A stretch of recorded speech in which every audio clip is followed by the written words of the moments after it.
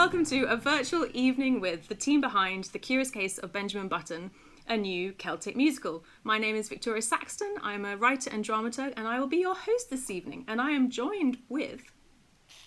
Introduce yourself, guys. Hello, I'm Jethro Compton. I wrote book and co-lyrics, and I was also the director and producer of the production at Southwark Playhouse.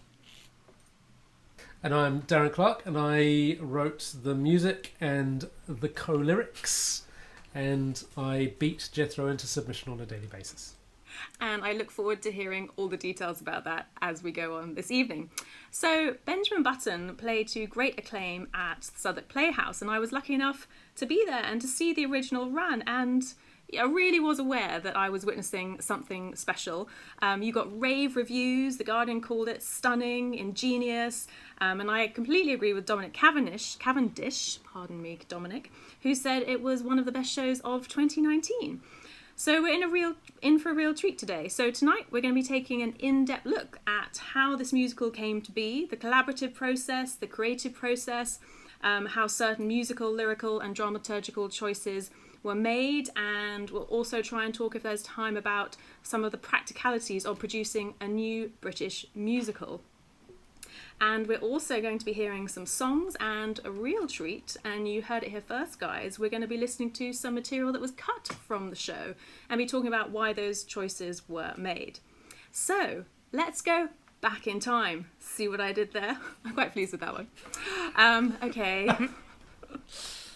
It's weird not having an audience. They can't laugh at all my witty jokes. Laugh louder at my funny jokes. Okay. We're going to go back in time to let's talk about how this journey began, and go into that process of how you get an original new British musical from your brain to the page to the stage. So, Jethro, can we start with you? And for those who might not have seen the show, those poor few, can you tell us a little bit about the show, what it is? Yeah, so it's the story of The Curious Case of Benjamin Button, a man who is born at the age of 70 years old and ages in reverse until he is 0. And we told that... We relocated it from America, where it's set in the short story by F. Scott Fitzgerald, and we moved that to Cornwall, and also changed the time period. We updated it slightly, and actually it runs the 70 years up to 1988, which was the year that I was born, and I sort of picked that as a starting point for as an ending point or a starting point, which depending which way you look at it, and. It tells the story of one man's life who has this sort of bizarre fairy tale type curse, and we presented that as a musical, an actor musician show, which is something that Darren, I'm sure, will talk about. And is that sort of it? And just to be clear, that's perfect. And just to be clear, it's not based on the famous Brad Pitt film. It's not. No, the Brad Pitt starring film directed by David Fincher, I think, was. That's an adaptation, a loose adaptation of the short story. Ours is equally loose from the short story. The short story is really short, and there's not a huge amount of material. A lot of the characters are really quite unlikable, and it's quite a dark, unpleasant story about how the sort of the cycle of life. If you reverse it, you end up with the same thing, depending on which direction you live in. So it's really quite a dark, depressing story, and I don't have a huge memory of the film. I saw it when it came out, and I think ours tries to be a bit more romantic, a little bit more uplifting than the short story. Brilliant, and we'll definitely get into all of that later. So Darren, can you describe the music for us a little bit? And we'll talk in more detail later on about how this is Actor Muso's show. But I'd love to hear about the process behind deciding to make it Actor Muso. Was that a creative or a production choice? And also the influence that relocating the show to Cornwall had on the style of the music. Yeah, I think so. Relocating it to Cornwall, which was entirely Jethro's idea, and it had already happened before I was involved in the project, was quite inspired, and Jethro had already had the idea that he wanted the music of the shanty music of the Cornishmen to to be the sort of the heart and soul of the piece. And fortunately, I'd also been working on several other shanty shows at the time, so I had been well versed in my research in the shanties, and then we both I sent Jethro a playlist of songs that I really liked that were sort of folk influenced. We listened to some Bellowhead and Kate Rusby and some Mumford and Sons, those sort of guys. And then what sort of came out of it was a sort of a weird mix of all of those things. Shanties with Mumford and Bellowhead and a little bit of Ms. Rusby thrown in there. Say that again. Ms. Rusby.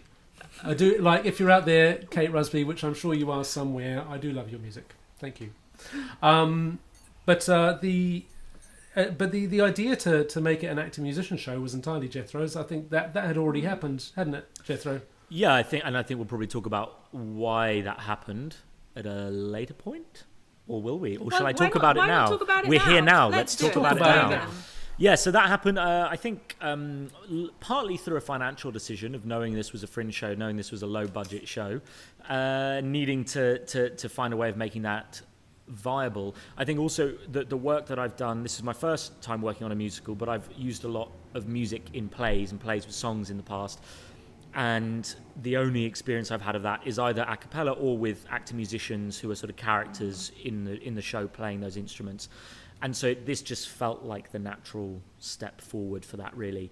So it never really crossed my mind that it would be a show that would have an orchestra or a band playing along with it. And also those who saw the show at Southwark know there's absolutely no room for that band or orchestra where we could have put them. But interesting, the way I think we wrote it was always with a view that it could play as an actor-musician show, or it could play in a more traditional way with a much larger ensemble and a full orchestra. You know, when you read the script and the lyrics and listen to the music, there's nothing that says this has to be actor music. Though for me, watching it in terms of content dictating form, I thought you'd made the choice, and I'm sure you did, because you've got these troupe of characters and actors telling you the story. Therefore, it makes sense that they're also making the music to tell the story. Is that right? It's perfectly right, 100%, absolutely. Yeah, no, it's. I think I've made the mistake in a previous show where I wanted those sort of storytelling elements, like being able to start a song, like being able to use puppetry, using sort of slightly more abstract techniques to create a world. And I'd made a mistake in the past of then not having those characters tell that story. But yeah, so I'd made this mistake because the creating those sort of more storytelling moments didn't really work. It felt like a clash with the rest of the style of the show. And so going into this, I knew this is a story that the characters are going to tell that allows us to use all of those sort of storytelling techniques wherever we need to throughout the show. Brilliant. Wonderful. So that leads us quite neatly into our next question. So Jethro, you're the producer, director and writer of this show, multi-rolling, if you will. So kind of two questions for you, really. One more just about the history of the show. You've touched on it a bit, but why did you feel this story needed to be a musical? Elaborate a bit more. And then also, how did you put this team together? So I've been looking for something to work into a musical and looking for a story. And actually, long before I had Benjamin Button, I'd been developing an idea and starting to raise some money for creating a Cornish musical. Sorry, I've just had a really bubbly spritzer, and I need to just... I meant to say, actually, at the beginning of the evening, guys, do make yourself a cup of tea, get your gin. I've got my Whispering Angel Rosé here. Darren, I think you have a beer as well. Corona. On brand. Corona. On brand. Are we allowed to say that? Or should I think we're allowed to say that. Do we not want to be having alcohol involved? It's Southwark Playhouse. It's my pink water. We're absolutely allowed to have a beer. So what were you saying, Jethro? What was I saying? Yeah, so I think prior to coming across the story of Benjamin Button, I had been working and starting to raise funds towards a Cornish musical set in a harbour side. And I had no idea what that narrative was going to be. I just knew that was a world that for me would work as a musical. And I knew I wanted to make a musical and wasn't quite sure what that would be.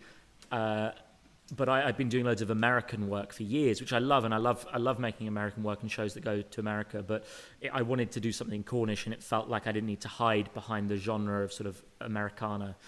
And this story was one that I was reading it, and I thought actually this would just fit perfectly into this Cornish location, into this harbourside, location, and musically, it's just way more interesting to me. Far more interesting that it's a Celtic sounding musical and not just what I would class as a sort of a generic American sounding musical, which always upsets me when I hear something. I think, well, what impact has the world got and has the setting got on the music? And when it just sounds like musical theatre to me, I'm instantly quite uninterested. Well, as a big fan and advocate of musical theatre, I think I take slight umbrage with that statement, but I think I know what you're saying. And I think what you were so smart about doing there is the music, the musical choices, the setting and location are very specific and necessary for this particular story, which I think is what you're talking about, what works so well. And it's really interesting to hear that it was the setting and the sound that came first rather than the story, but ended up being a beautiful marriage. So can then you talk about how you went about putting the team together and how that all happens? The team as in Mr. Clark, or the wider team? Or really the writing team you're talking about, because we're talking about the writing Let's talk about the writing process. team, yeah. The team! And we've got to bring Darren into the chat somehow. At some point, yeah. Just leave me out of it. He's been working all afternoon on a masterclass, so he's I'm sure he's happy to just at which I played some of Benjamin Button. So you'd be very pleased. You modestly played some of your own tunes. Totally on brand. brand. I was asked to. Thank you very much. Yeah. We believe you. How did they get stuck with Darren? I think was the question. Yeah. So how did Darren Clark end up being composer and lyricist? Darren is the second composer that I worked with on the show. We won't go into huge details on that, but I think it's sort of interesting being open about that, because it wasn't all smooth sailing creating this show, and so actually about 18 months before the premiere at Southwark, I was still working with a different composer who is someone I've worked with over previous years on different musical songs and things, and I managed to raise a load of money, and through the support of Hall for Cornwall, we got a space with the Tolman Centre in Constantine, which is just outside Falmouth, and we had these barns and a rehearsal space and 5 actor musicians, and actually in the Bellows, who did the puppetry for the show, they were with us at that point and had already made the big puppet for old Benjamin. And unfortunately the composer had other time commitments and didn't show up, and we ended up having to try and work around his schedule, which ultimately ended up we ended up using traditional folk songs and trying to rehearse with these sort of placeholder songs rather than writing anything original, except for a handful of days. And during that time, it sort of cemented for me that it absolutely had to be a musical, because those musical moments, even though we were using old traditional Cornish songs or whatever, so lyrically it made absolutely no sense. It still confirmed to me that this show had to be a musical. And then after that, about 4 months went by where this composer became totally unreachable, and I was sort of absolutely losing my mind and thinking, okay, well, we've got to get this show on, and I just didn't know what was going on. And after about 4 months of hearing absolutely nothing from him, I made a very difficult decision, which in hindsight I should have made a lot earlier.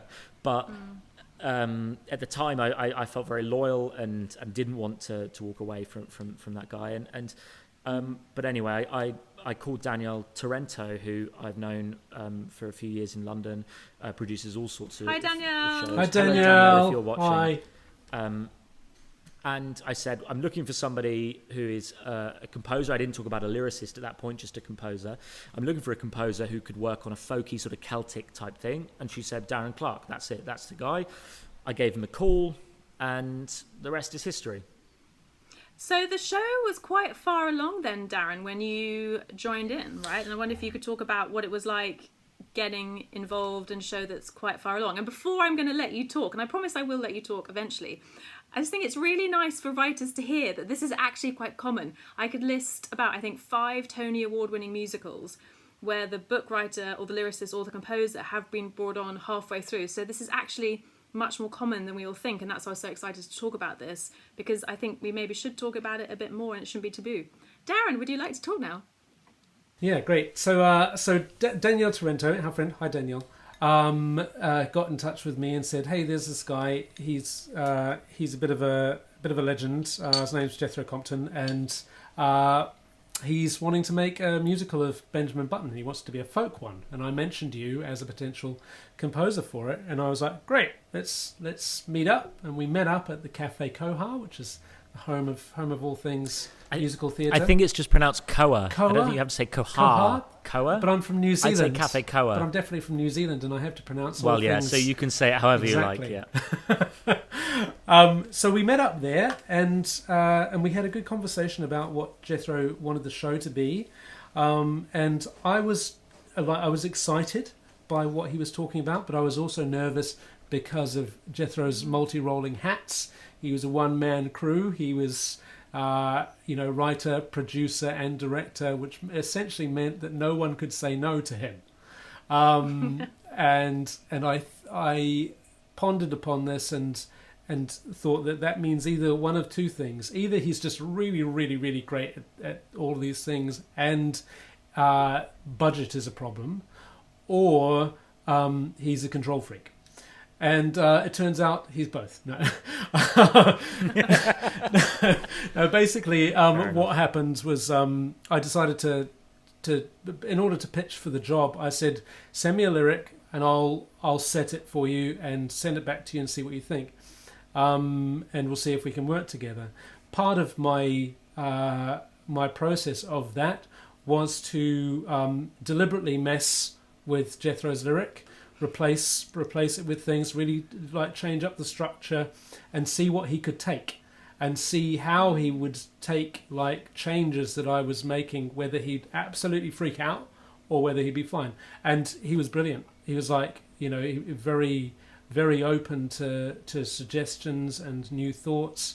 And I think it was at that point that I suggested co-lyrics might be a good idea. I'm not sure if it was right then. Was that later? I think it was actually from memory that I think we were in Vienna at that point, so we were quite a way down, and we'd been working on things that I'd written all the lyrics to, and you were working with me on those lyrics, and then we got to Moon in the Sea, and we'd spent all day writing Moon in the Sea, and then we went to Bar Francis, which is is my Viennese equivalent of Café Coa in London. It's where I always go for a drink. And I said it kind of felt like we wrote those lyrics together rather than me writing those lyrics. And you were like, oh yeah. And I was like, so do you want to do the lyrics with me then? And that was the point. Which by that point was I think that was your first visit to Vienna, which I think was about October. Of 2018. Yeah, but and so that was a sort of like figuring out how we were potentially going to work together. Regarding your question as to how whether it felt comfortable or uncomfortable, I was not worried about this job in terms of whether or not I could do it, because it was right up my street. It was everything that I love. It was like folk music. It was sea shanties. It was like this. A brilliant story and actor musician stuff. It was everything I wanted to do. So I wasn't nervous, and I very quickly got over my sort of feelings of being uncomfortable with it. Because as you say, it's something that happens more regularly than people think. And I guess the cheeky question I'm really asking is, did Jethro give you permission to start from a completely blank canvas? Could you start from scratch, essentially, from your perspective? I think that permission came over a little bit of time, really. Like, we started, because Jethro had written Act 1. He'd written an Act 1, and he'd written several draft lyrics within Act 1, most of which are now not in the show. Is that correct? Yeah, very fair to say. Yeah, most of them were shit, so they're on the. We're going to play you some of them this evening. We'll do some today. But what we did end up doing was really, it's like kind of like having a a painting. There's a painting there, and then it's gradually sort of painting over it, as opposed to starting with a blank canvas.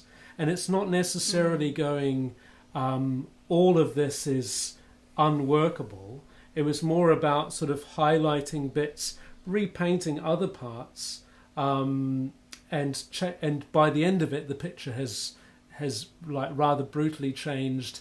While it's still a seascape, there's still a boat, and there's still a mast, and there's still a storm, but all of the details inside it have changed, and the way it is painted is different.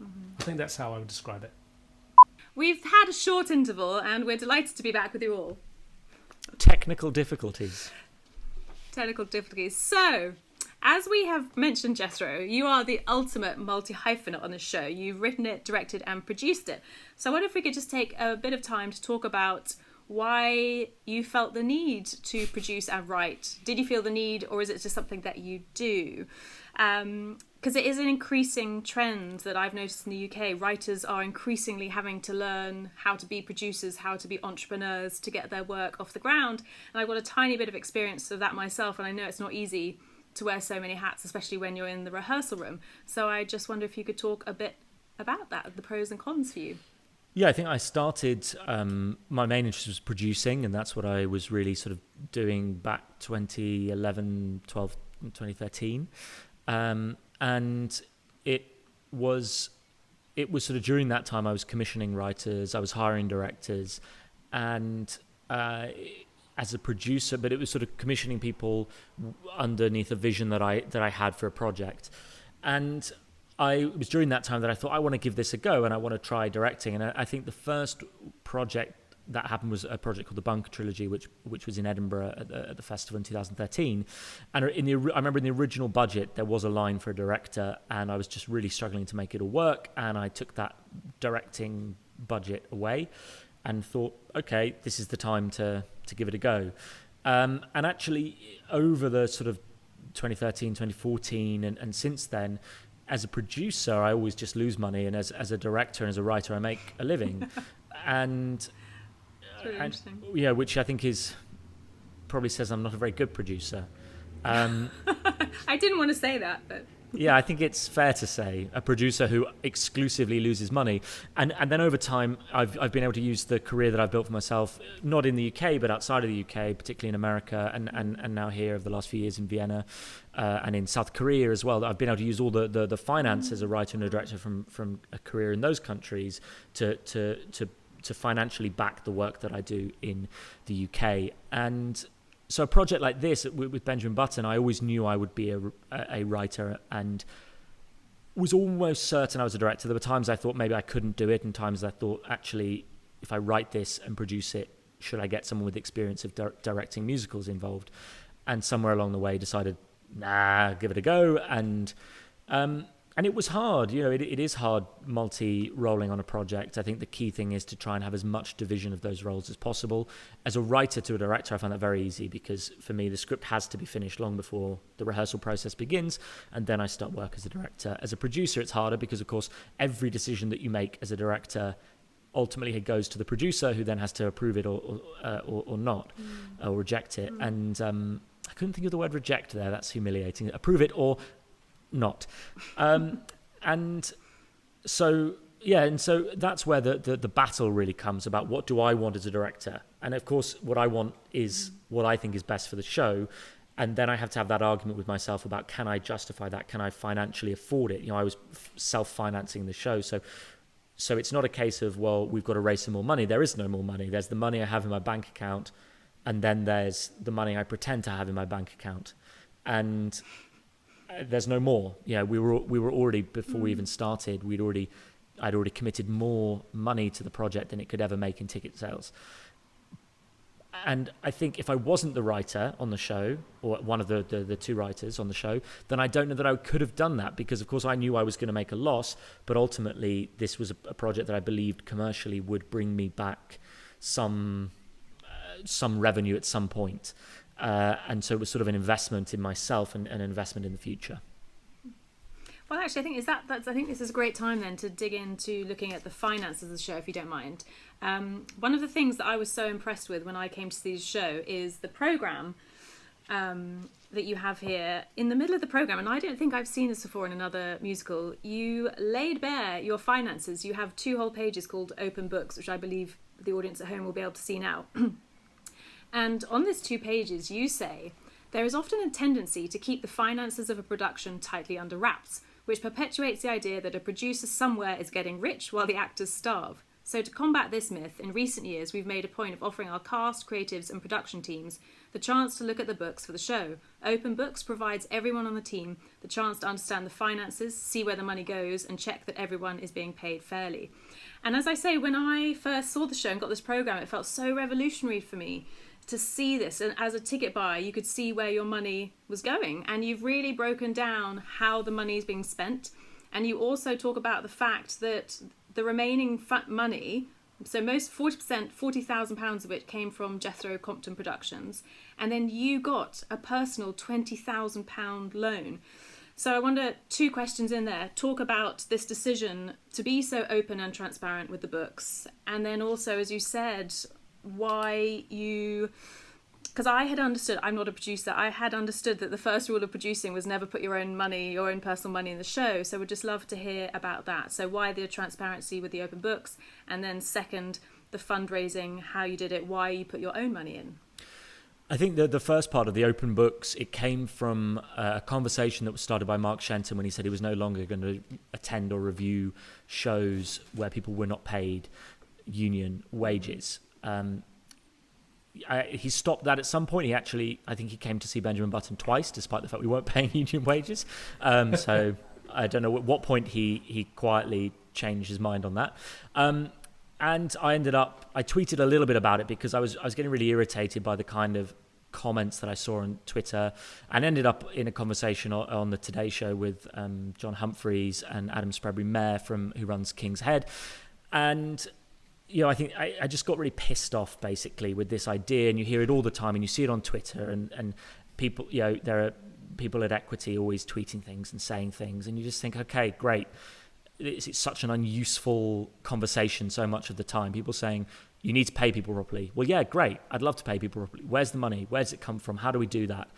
And the answer was, well, you need to be a better producer. Well, how? Where? How do you do that? How do you, when you're starting out and nobody knows you and nobody believes in you, how do you convince people to give you their money based on what? We don't have a culture of philanthropy. Philanthropy. I can't. I have too many splitters.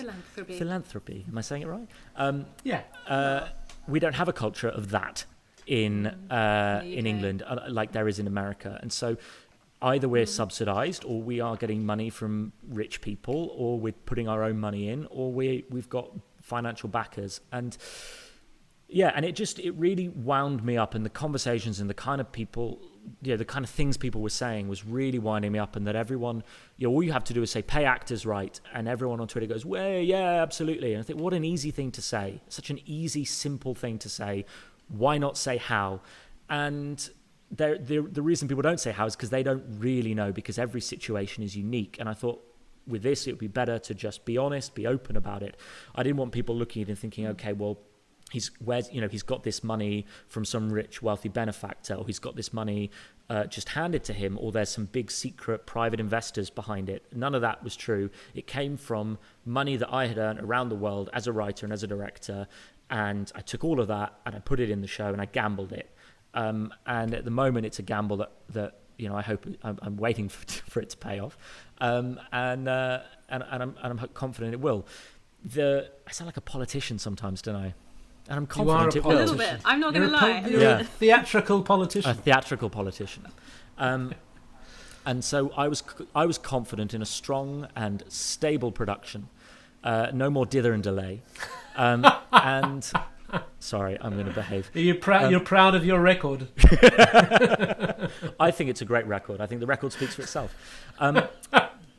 Yeah, and in terms of the second question of why put your own money, you shouldn't put your own money on the show. It's a ludicrous thing to do. It's a huge risk. That was a deposit on a house that I could have could have bought. He said that several times to me while we were working on the show. He's like, I could have bought a house with this. It's like, yes, Jethro, you've said 20 times now. It's because it Wait, can we just stop? Because that's such a huge thing. You spent what would be a deposit for a house on a show, and I think we just have to acknowledge the enormity of that.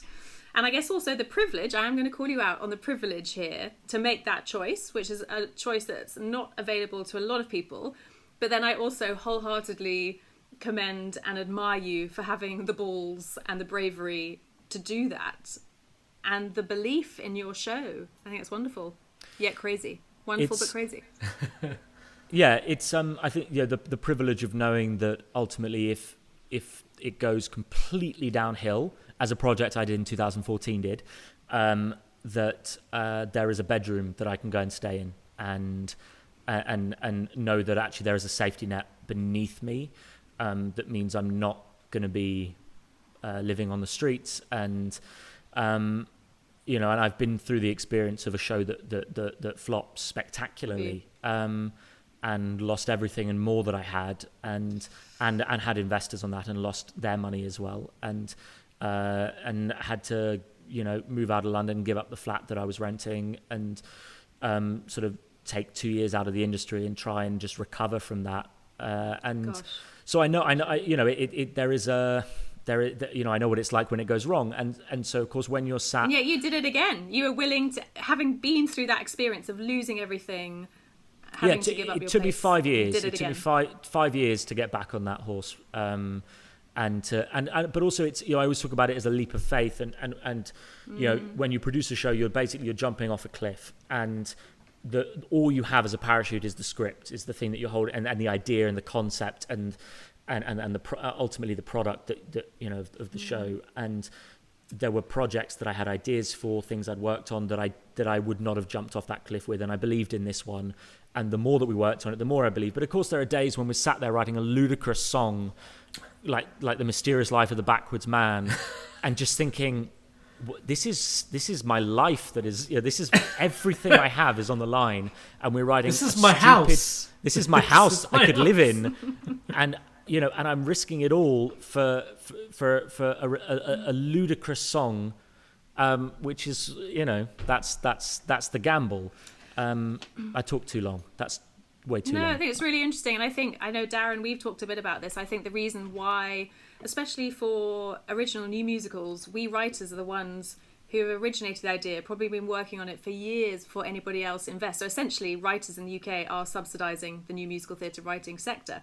And we're the ones who passionately believe in our shows and their work. So it kind of makes sense, therefore, that you would be the main investor financially and produce it. So Darren, I don't know if you want to kind of talk or respond to that. No, I think Jethro is an absolute madman. And I love him for it. I think it's, that's one of the things which is so inspiring about him as a maker. And there's something interesting in the best producers that I've met so far. There's something in them. There's something very childlike about them, but there's also something incredibly business-minded. They're ruthless business child. Is such a strange mix of two.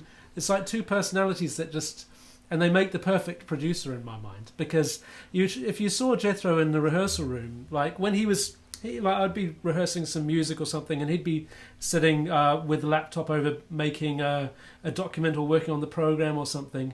And every now and again, like he'd hear something that he'd liked, and you just hear this squeal, a squeal of delight would come from the corner, or you'd look over and suddenly you'd see him dancing. And that was one that was very encouraging to know that the person who's put the money in is actually enjoying the stuff that we're making. But it is like, I don't know that I could ever do that. One, I've never had that sort of money, but two, you will soon, darling. You will soon. But it was like, I can imagine that leap must be just terrifying to take. It's too scary for me. Too scary for me. But I think that's so wonderful. I mean, I wonder if, Jethro, you're a kind of a new definition of a creative producer. And I was talking to two independent producers were saying that they're not sure they really believe there is actually anything as sorry, say again. They don't really believe there is such a thing as a true creative producer. But I think you very much disprove that rule. I have always had an issue with the term creative producer. I think it implies that producers are not creative. I think when we talk about producers, I think there are two types of producer. There's a person that gets a paycheck and sits in an office, and it is essentially an administrator on behalf of an organization. They are responsible. They answer to the board and whatever else. And then you get the other kind of producer, and those you tend to see more in the commercial sector, and you tend to see those, and you will probably know those names. And they're producers making big shows, taking huge gambles. And you would be amazed. I think I'm sure. Maybe not you guys, you know a bit about how it works, but I think people would be amazed how involved artistically those producers are in the product, and that a writer and a director often it's not even their idea, it's coming from a producer, and if you take the very core idea and remove that, then you've removed the most creative decision that had to be made in the entire process about what is the show that we're going to put on. And so I think it's this idea of a creative producer. I personally think it's a bit of a bullshit term. I think it's one way of doing things, isn't it? Should we, guys? I think we could spend a whole evening talking about the practicalities of how you produce a new British musical. And Jethro had wanted us to talk in a bit more detail about the A's to B's of you had to raise money for your first workshop, and then you got there. But should we just dive into looking a bit more at the show and some materials? Let's play some songs, and then I can have a drink and Darren can talk more. But before we do that, while we're lining up the videos for you, Darren, you've given us a little bit of an insight about what it was like having Jethro in the room. But what was it like, essentially, having your boss in the room, being your peer collaborator? Yeah, I didn't notice it. It didn't feel. I think partly because Jethro wears those hats quite lightly. And very, as he said, he does differentiate between being a writer and a director. I didn't feel like there was another writer in the room. I felt like the director was there. And then it felt like occasionally, like when there was a writing problem, then he'd just put his writing hat on and I'd talk to him as a writer. I mean, essentially I was musical director as well, but it's slightly different that way. That's always a slightly more creative and involved thing for actor-musician shows anyway. So having the producer there, I just stopped seeing him as a producer in a way. I just stopped because it was so clear that he was so enthusiastic about the whole thing, really. It was like having your boss sort of there standing behind your back going like, well done, well bloody done, good job, keep going. I hated what you just did, but I like where you're going with it. Well, it sounds like you two have got a wonderful collaboration going, and as we know, musical theatre is all about collaboration. So let's come to the present, if you will. See what I did there again? Clap, thank you. Thank you. So let's talk about the show itself and your creative and collaborative process. So we're going to hear two songs now from the show, and you're going to talk a bit more about how they came to be, the creative process, and putting them into context for us. And we're also going to hear some songs that didn't make it in. So, Jethro, can you introduce the first song for us, which is A Little Life? And can you put it into context for us within the show? And then talk about what you needed it to do from a musical and dramaturgical perspective in the creative process. Yeah, this what we're going to start now looking at is actually what ends up being A Little Life, and prior to it becoming A Little Life was a different song entirely. So this we're going to start with a video that I have prepared earlier, which is me reading the lyrics that I wrote for a song called The Gulls, it takes the same place that Little Life took in the show. So it's the I Want show. It's Benjamin essentially setting out his dreams and his ambitions, and this show, as anyone who saw the show will know, as anyone who saw the show will know, did not make it into the show. But it's one we spent a huge amount of time developing and taking it further and further until ultimately cutting it and replacing it with what became Little Life. So I'll start now with the video intro. So we'll start with the video of me reading the lyrics, and we could possibly cut straight into what Darren then sent back. So earlier Darren talked about the sort of pitch song that he did for joining the show. This is what we talked about. So this is the very first piece of music that I'd heard Darren that he'd written set to lyrics that I'd written. I can see from the window to the sea past the shore, beyond the cliffs of my homeland where I long to explore, to the wild open oceans, to the lands never walked, to the sands that I've longed for in my dreams and my thoughts. I can see from the window to the gulls soaring high, alone on the wind, freer than I. Oh, the gulls, how they soar, out to the sea, out to the ocean, eternally free. And if I could break from this prison of mine, from the prison of flesh and the prison of time, I'd soar through this window to the world that I see, to rise with the seagulls, to finally be free.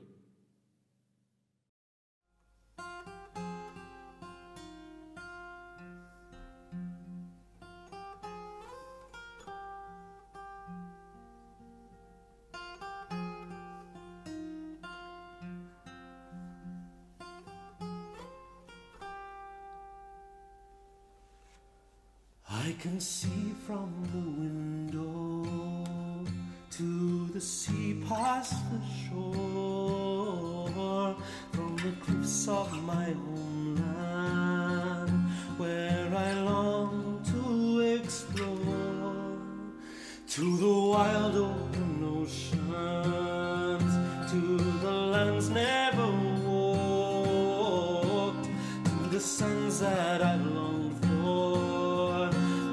my dreams and my thoughts.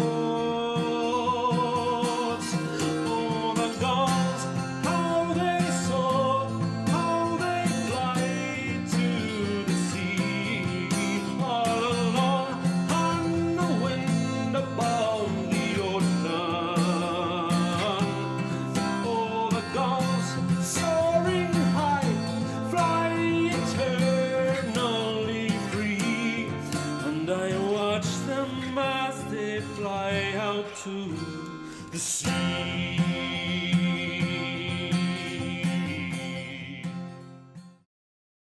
Video 3. My audio and video are synced. So we've just listened to. Well, Jethro, actually, you go from, and that was the video we've just seen was. So, what you've just witnessed is the first thing, as I said, the first interaction musically that Darren and I had. At this point, we'd not actually met. We'd just spoken on the phone a couple of times, and this was sort of Darren's pitch, and and I listened to this, and I sent it to the team at Hall for Cornwall, who were involved, the development team there, and said, look, this is the new guy I'm thinking about. I listened to a lot of it, and I listened to it like 1,000 times and was absolutely convinced that Darren was the right person. Then it was sort of put on hold, and I was like, well, that's that song done. That's perfect. Brilliant lyrics that I wrote there. And ultimately, what you saw in the first video to second is pretty much all the same lyrics, just Darren messing around with the order that they happened in. So it wasn't that there's much new content. It's as you saw, it's taking sort of things lyrics I'd written and breaking the structure of it and putting it back together, and I love that. I thought it when I remember listening to it and thinking that's so much smarter than what I'd written. And that brings us on to then the song that we're going to play an extract from now, which is the next version of that, which was essentially after Darren and I had worked together. I think that was in my office in Vienna, and we'd spent a day working on this song, which was the Gulls and became The Edge of the Sky, and we have a demo that Darren had made of that. I don't know if you want to talk about that.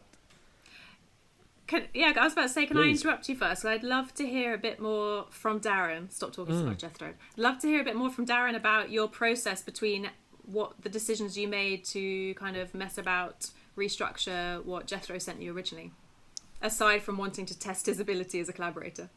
Yeah, I think what I guess I usually do when I'm approaching a song or a project is is you're sort of initially inspired by the information that is given to you, in that so the first few lyrics will be set and as exactly the same, and then as you're going along, you feel the music starting to want to go somewhere else, and maybe it needs more space, or maybe it needs a change, which then necessitates a shift in the order of the lyric, or a development in terms of the story of the lyric, which potentially, while in a sort of a poem or is not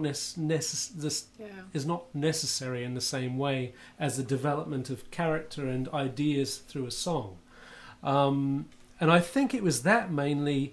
It was wanting to just let the music go where it wanted to go, and then adjust the lyric that was in front of me to necessitate that. So I think it involved sort of sometimes taking out a few syllables. They were not big changes, but I knew that if it was going to be a problem for Jethro to take small changes, then big ones would be impossible. Whereas I've also noticed that if someone can take small changes, then they can probably take big changes as well. So that was sort of the process of the first one. It was just wanting to let the music go where it wanted to go, without sort of having it hamstrung by the lyric. And then beyond that, me and Jethro started working Jethro and I. a bit more in depth. Jethro and me. Jethro and I. Jethro and I. Collaboration in action. In action, there we go. Small changes. When we started, Jethro quite rightly said, like, right, we've done that one, great, we can move on to the next one. I don't work like that.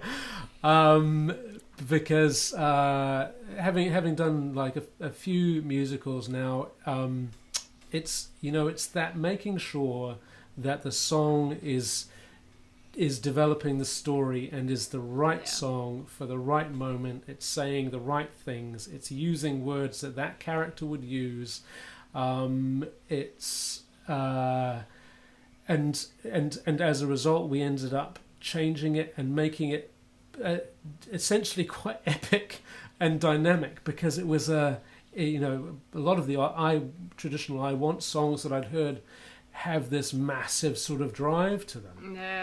And so that's where we got to with Edge of the Sky, and we're going to talk a little bit more after Edge of the Sky about what happened to it afterwards. But is there a bit of Pippin, Corner of the Sky? I was definitely thinking of Pippin at that point. Yeah, and you'd probably hear some of it in there. Brilliant. Well, let's hear it.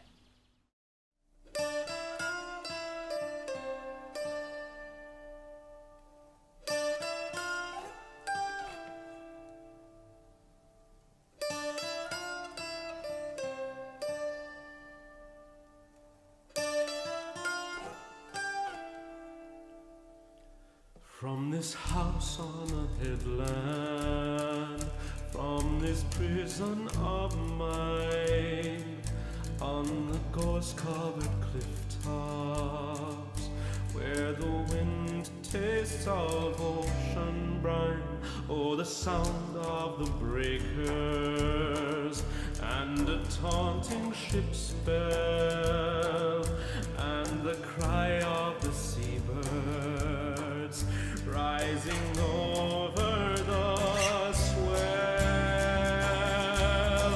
Oh, the gulls, how they song, how they fly to the sea, all alone on the wind above the ocean. Oh, in the call of a bird, I had heard freedom's cry, but I watch her from the edge of the sky. I can see from my window to the sea past the shore, beyond the cliffs of my homeland.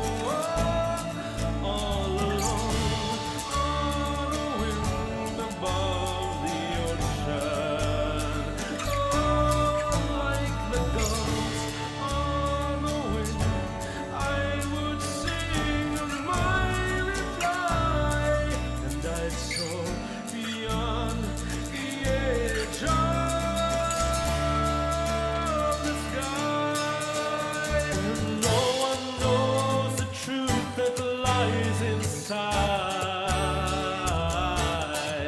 When no longer I'll be hidden, locked away.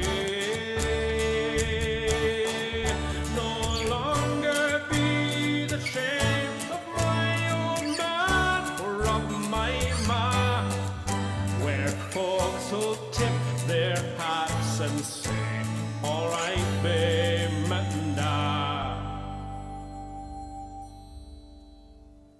Oh, the gulls soaring high, how you fly to the sea, all alone on the wind above the ocean. Like the gulls on the wing, I will sing my reply, and I'll soar beyond the edge. I will soar beyond the edge. I will soar beyond the edge of the sky.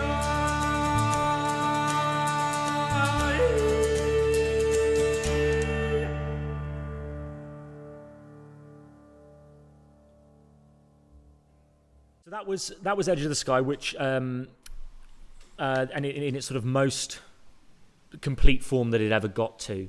I think that was a really interesting one because when we were working on that, Darren and I, he was sat next to me with a guitar, and then when that demo came through, I was like, wow, that's epic. And I think I remember calling Darren in a bit of a panic and being like, this is really, really big. This is a big epic song, and it had grown in that time, and the instrumentation in it had grown, and I think that's the route that we were always going with it, but it wasn't necessarily the right route, and it also we were thinking about, well, Benjamin at this point is an old man, and he's I think that's where it became quite hard to imagine. How does Benjamin as an old man have this kind of voice and this kind of song and this kind of energy? And it felt more like a young man's song in a way. This and also this sort of big adventure, this idea of what's on the other side of the horizon, and you know, what's out there. I want to go and explore the world. I want to walk on sands never walked and things like that. And actually that's kind of the opposite of the story and of what Benjamin wants. You know, it was an I want song saying I want everything, I want the world, but he didn't want the world. He just wanted a normal life, which leads us on to the song Little Life, which people who did see the show will know did make it to the show, and is essentially the sort of the crux of the whole show. It's this sort of center point, like any I Want song. It really sets him up, and actually it's an interesting one because Darren came with A Little Life and said, I've got this idea to replace. And at first I was thinking, well, no, we can't possibly, because we've spent so much time, and it's that sort of sunk cost fallacy of thinking we've spent so much time on this GULLS edge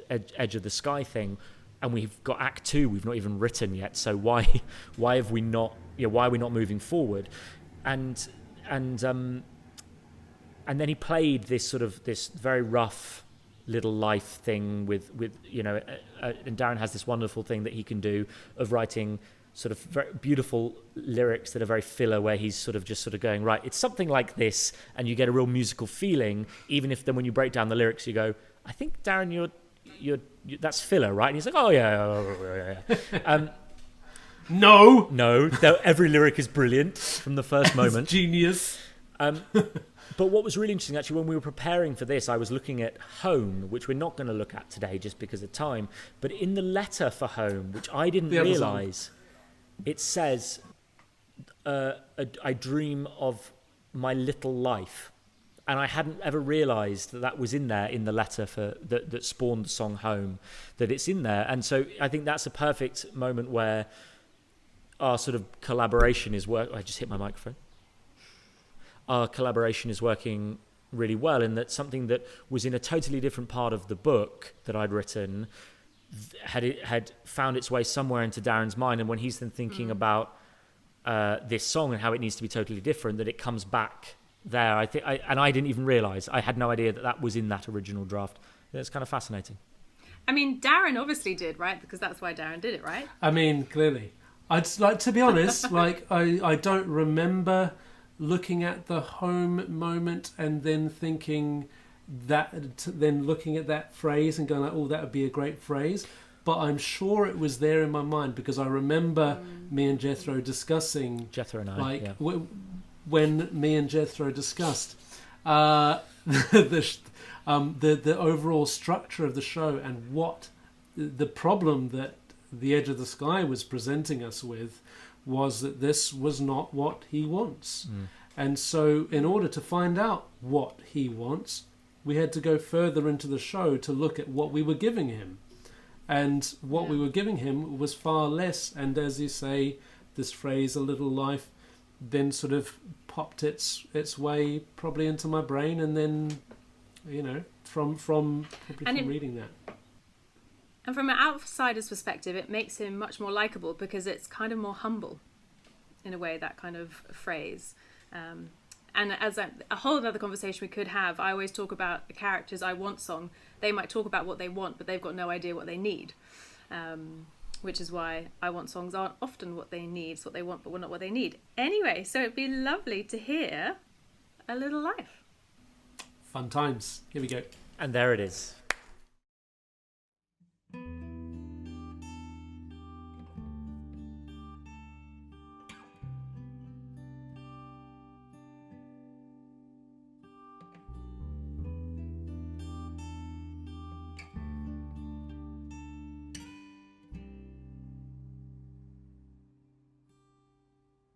I've got a roof over my head, I got butter, I've got bread. But like my old man said, I've only got a little time. I was born so close to dying, with barely breath for sighing, that it hardly seemed worth trying to even live.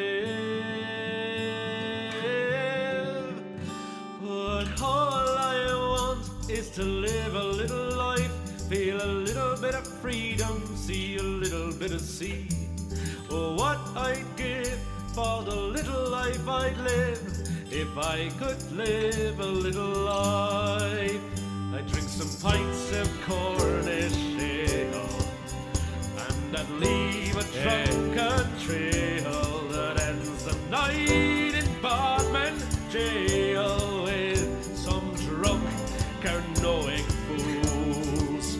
I'd catch a proper Cornish meal, I'd catch a mackerel on my reel. Oh, just think how free I feel with my feet upon the shore.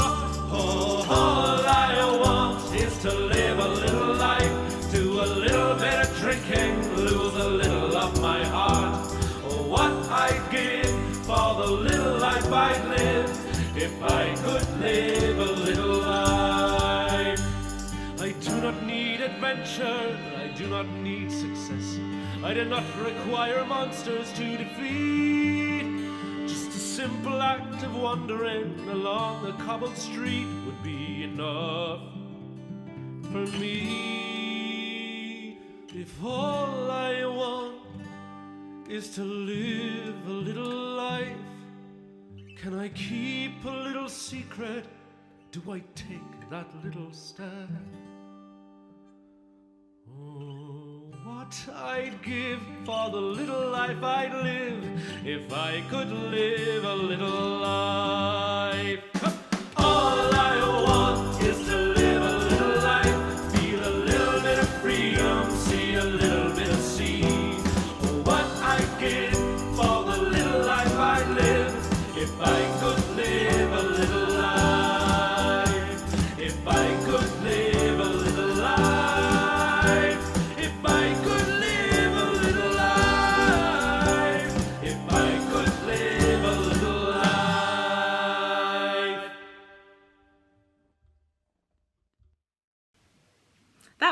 interesting, guys. Really lovely to hear you talk about it in that way, Jethro.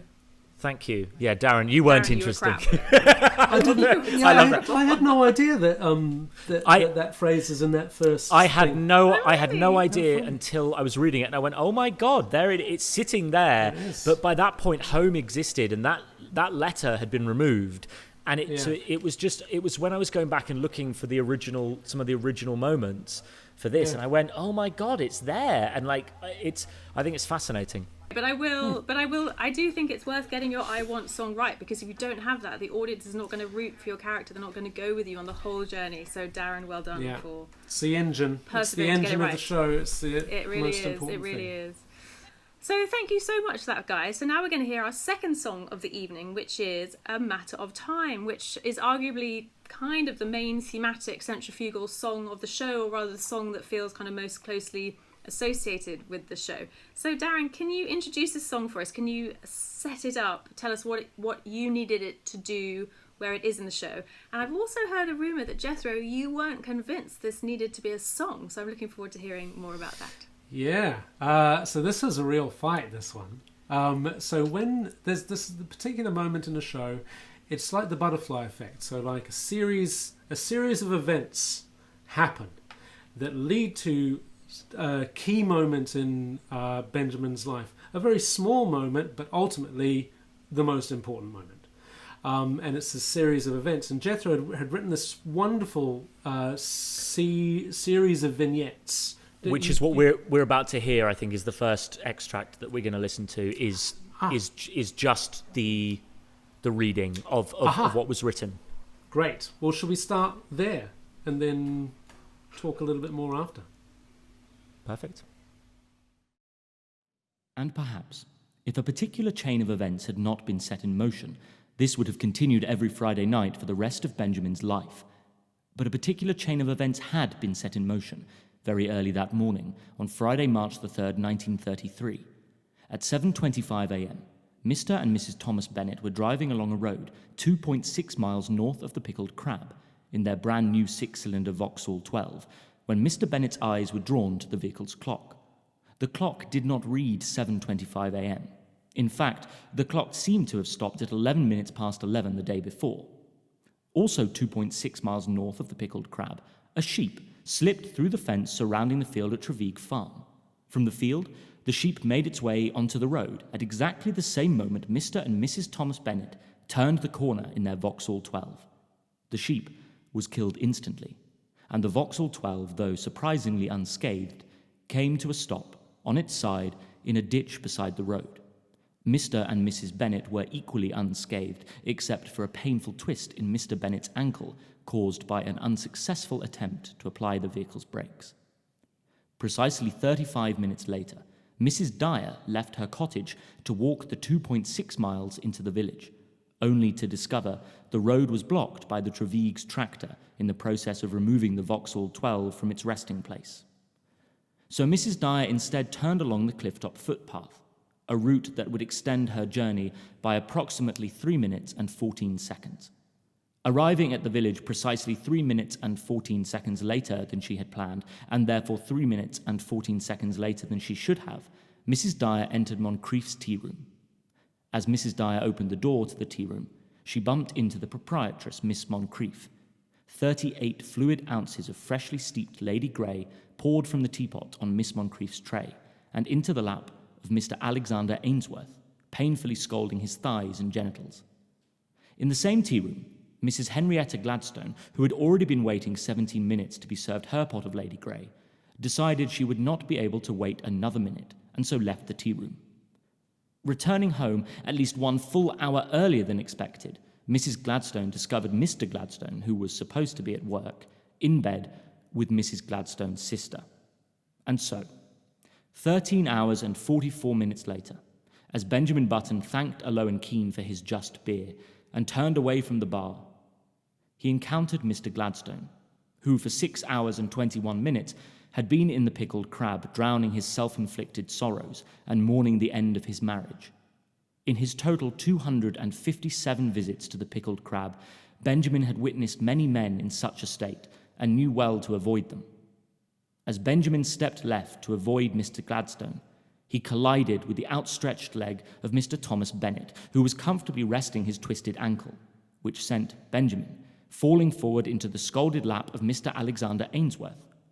And so, at 9:52 p.m. on the evening of Friday, March the 3rd, 1933, Benjamin Button was punched in the face for the very first time in his life, an event that would change the course of everything.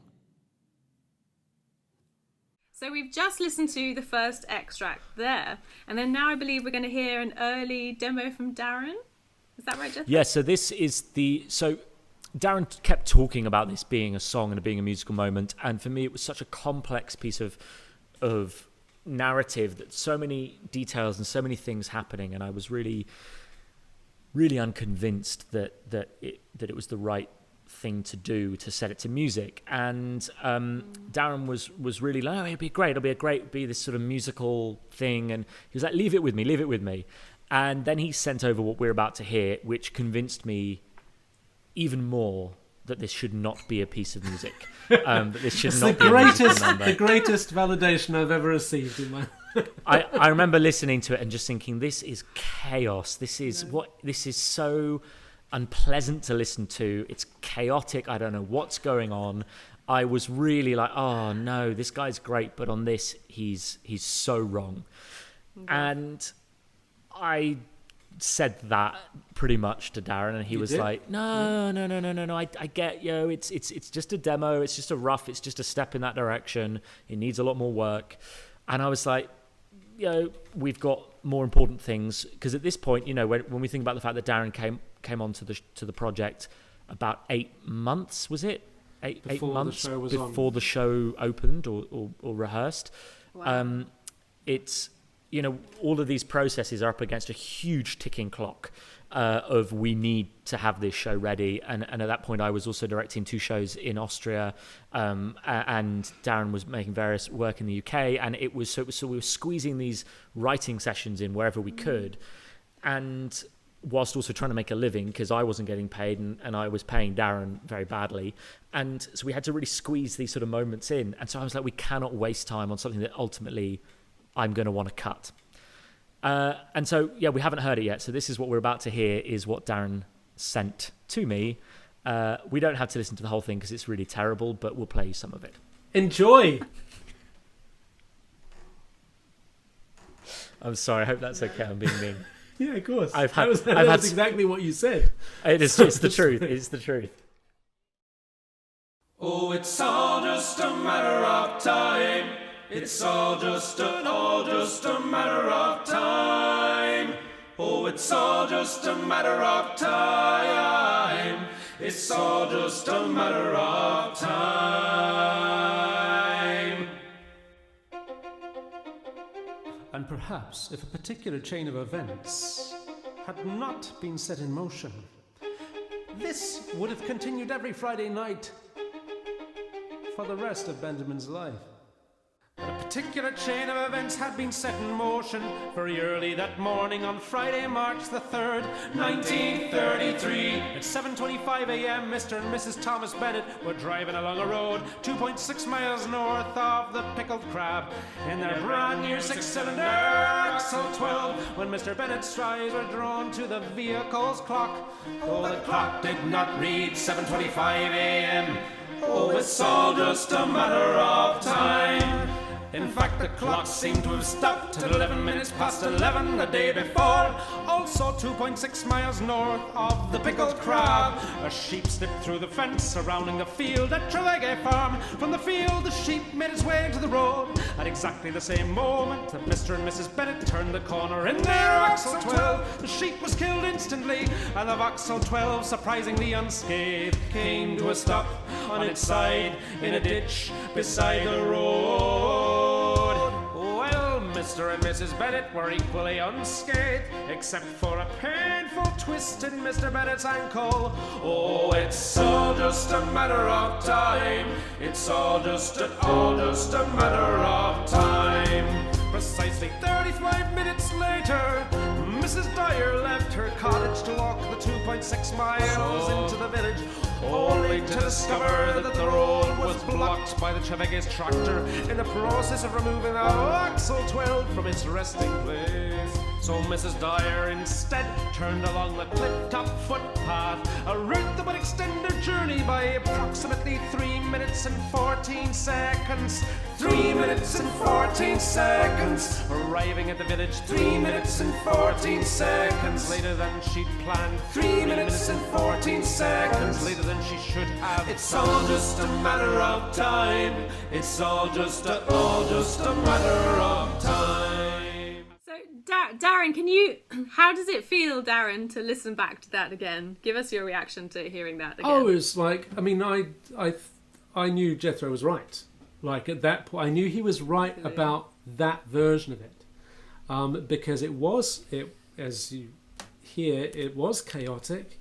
And I think I sent it to him like maybe a couple of days after I'd finished that version of it. So I had 2 days to sort of take it in myself, kind of knowing, based on his previous reaction to the whole idea of it being set as a song, that he'd probably hate it. So I gave myself enough time away from it to not be personally brutalised if were he to come back and say, Darren, that's absolutely awful and I hate you. Which he didn't say, obviously, but he did say he hated it. And he thought that I was wrong, but I remained convinced that I was correct, and that it just required more work and more looking at. And it was one of those things that I was having so much fun working on that I couldn't help but keep chipping away at it. So it's fine hearing it back from Jethro all this time later because, well, ultimately I was right. Which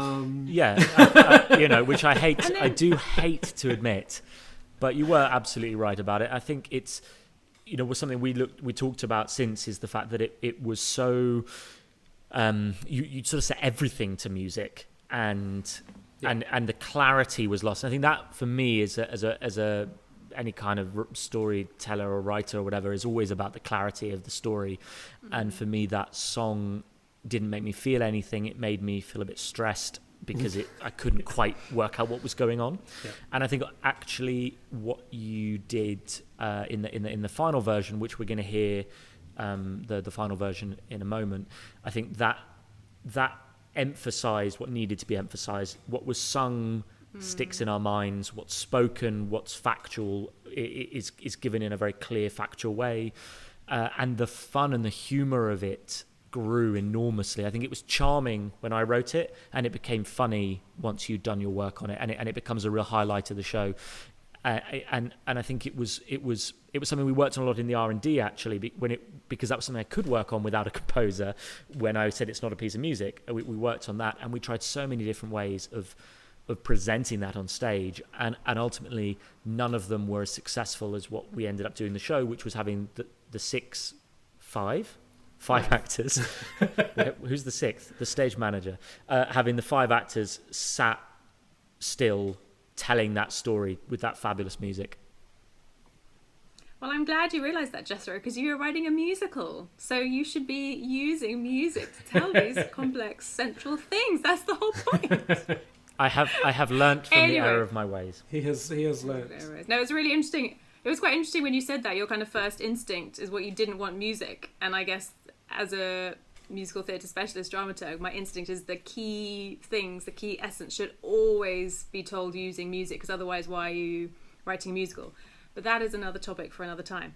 Darren, I'd love to hear, and we might want to start again here. Darren, I'd love to hear what kind of unlocked the songwriting process for you. So what changed in your mind? Did you have one of those days when you were like, aha, I've got it, I know it, to what we're about to hear? So what was that transition process for you to hearing to the song that we all know and love now? It wasn't, it was definitely not sort of a one time sort of like, ooh, eureka, and I ran it screaming naked out of the bath into the Greek city. What an image! What an image! No one wants to see that. No, it was a very gradual thing, as sort of emphasised by the process of writing that song. Is it was the chorus was the first thing. The idea of that phrase, a matter of time. Like for me, it encapsulated the whole essence of the entire show, and yet is a very common phrase that we use all the time, and so that's where it started for me, was coming up with that chorus, and then just thinking I can't not have this chorus in this show. I can't not have it. I have to find a way to have it in there, and that then resulted in me writing, musicalizing every single word that Jethro had written, which resulted in the previous Shambles, where a lot of the clarity and the humor was lost because I was putting it to music without thought of the clarity of it.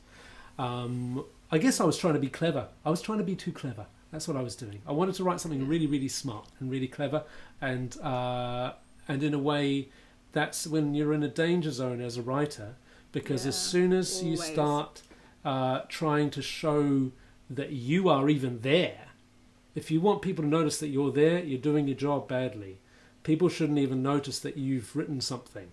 They should just be experiencing something in the moment. And that's what's difficult as an egotistical writer, is like you want people to know that you're brilliant, but at the same time you can't let people know that you were even there or involved in it. And so when it came to, after we had the conversation about clarity with Jethro, I went away and said, look, he's absolutely right. There's a way in which both of these worlds can work. I can musicalize the really, really important punchy things, and I can let the speak happen. And ultimately it made my job a whole lot easier because I didn't have to write so much, set so much to music. And it retained all of the whimsy and humor of Jethro's original, whilst also gaining, I hope, the punchiness and the drive of a musical number. Brilliant. Thank you. So before we hear this final video, where in the show does this come? When do we hear this for the first time?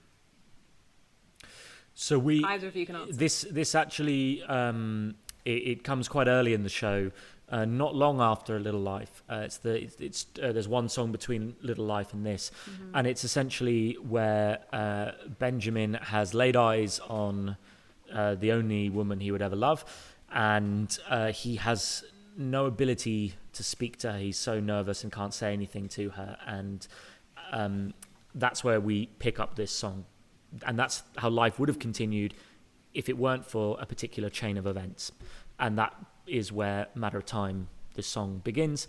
And this particular chain of events is going to lead to his relationship with Eloin transforming. Well, let's hear it. Here is A Matter of Time featuring the original London cast.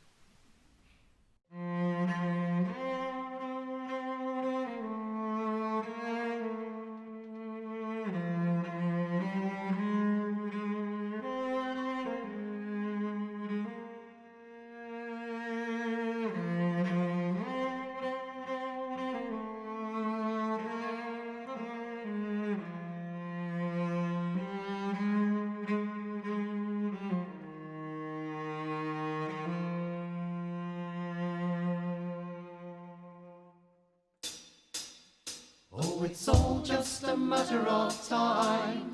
All just a matter of time. Oh, it's all just a matter of time. It's all just a matter of time. And perhaps had a particular chain of events not been set in motion,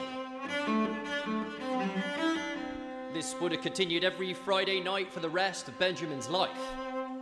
But a chain of events had been set in motion very early that morning, Friday, March the 3rd, 1933. At 7:25 a.m, Mr. and Mrs. Thomas Bennett were driving along a road 2.6 miles north of the Pickled Crab. In their brand new six-cylinder Vauxhall 12. When Mr. Bennett's eyes were drawn to the vehicle's clock. Because the clock did not read 7:25 a.m. It's all just a matter of time. At that exact same moment, in that exact same spot, a curious sheep who had been grazing nearby slipped through a fence into the road. Mrs. Bennet screamed and Mr. Bennet looked up, but it was too late for the sheep. God rest that sheep! And the Vauxhall 12, though itself unscathed, came to a stop on its side in a ditch beside the road. Mr. and Mrs. Bennet were equally unscathed, except for a painful twist in Mr. Bennet's right ankle. Poor Mr. Bennet, all just a matter of time. All just a matter of time. Oh, it's all just a matter of time. It's all just a matter of time. Precisely 35 minutes later on that same day, Mrs. Dyer left her cottage as she made her way into town to Miss Moncrief's for a pot of Lady Grey. But on her way she came across a little hitch. What in the bloody hell? The road blocked by the tractor, pulling the Vauxhall from the ditch. The Bennet's Vauxhall from the ditch.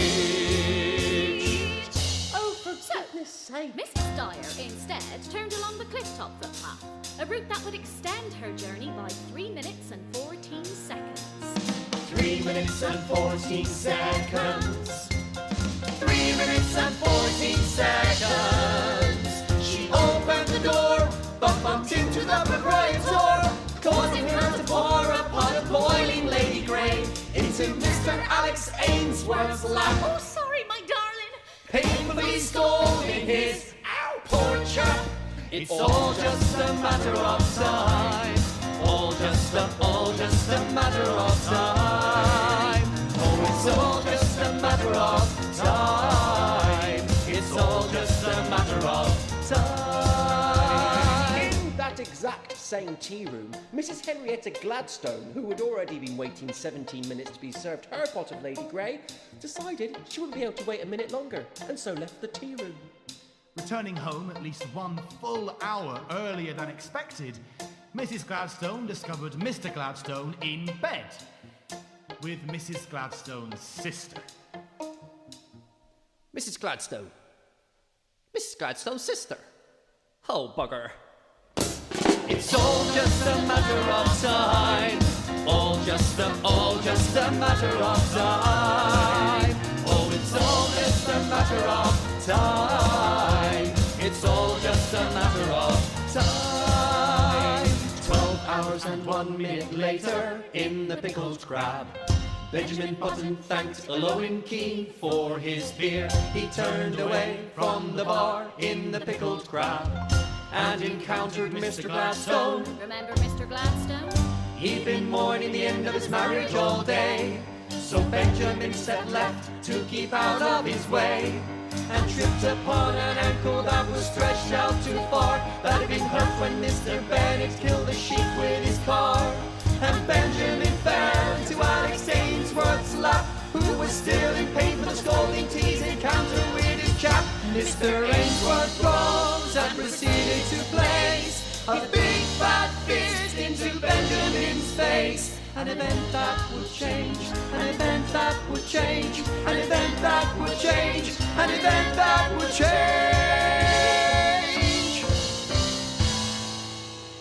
Everything. Oh, it's all just a matter of time. All just a matter of time. Oh, it's all just a matter of time. It's all just a matter of time.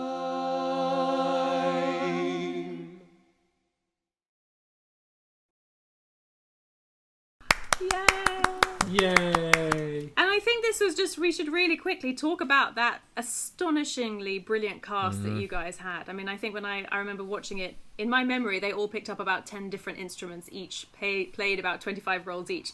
Wonder if you could just talk a bit, either of you, about working with those incredibly multi-talented actors. Yeah, well, do you want to start, Jethro? Because I knew a bunch of them before it started. We started working on the project, and I think it was more Jethro's first experience of working with these guys. It was my first experience of working with a couple. I hadn't worked with Joey Hickman before, and I hadn't worked with James Marlowe. Jethro had worked with James, and it was I knew the work of Roz and Matt and Pip. Matt and Pip had been in The Scarecrow's Wedding for me previously, and interestingly wore almost the same costumes for this show. And Roz had been in a show called These Trees Are Made of Blood, which was a show of mine a couple of years ago. And then Joey Hickman had always been highly recommended by everyone who has worked with him as an extraordinary man. And I don't know, you want to talk a little bit about James?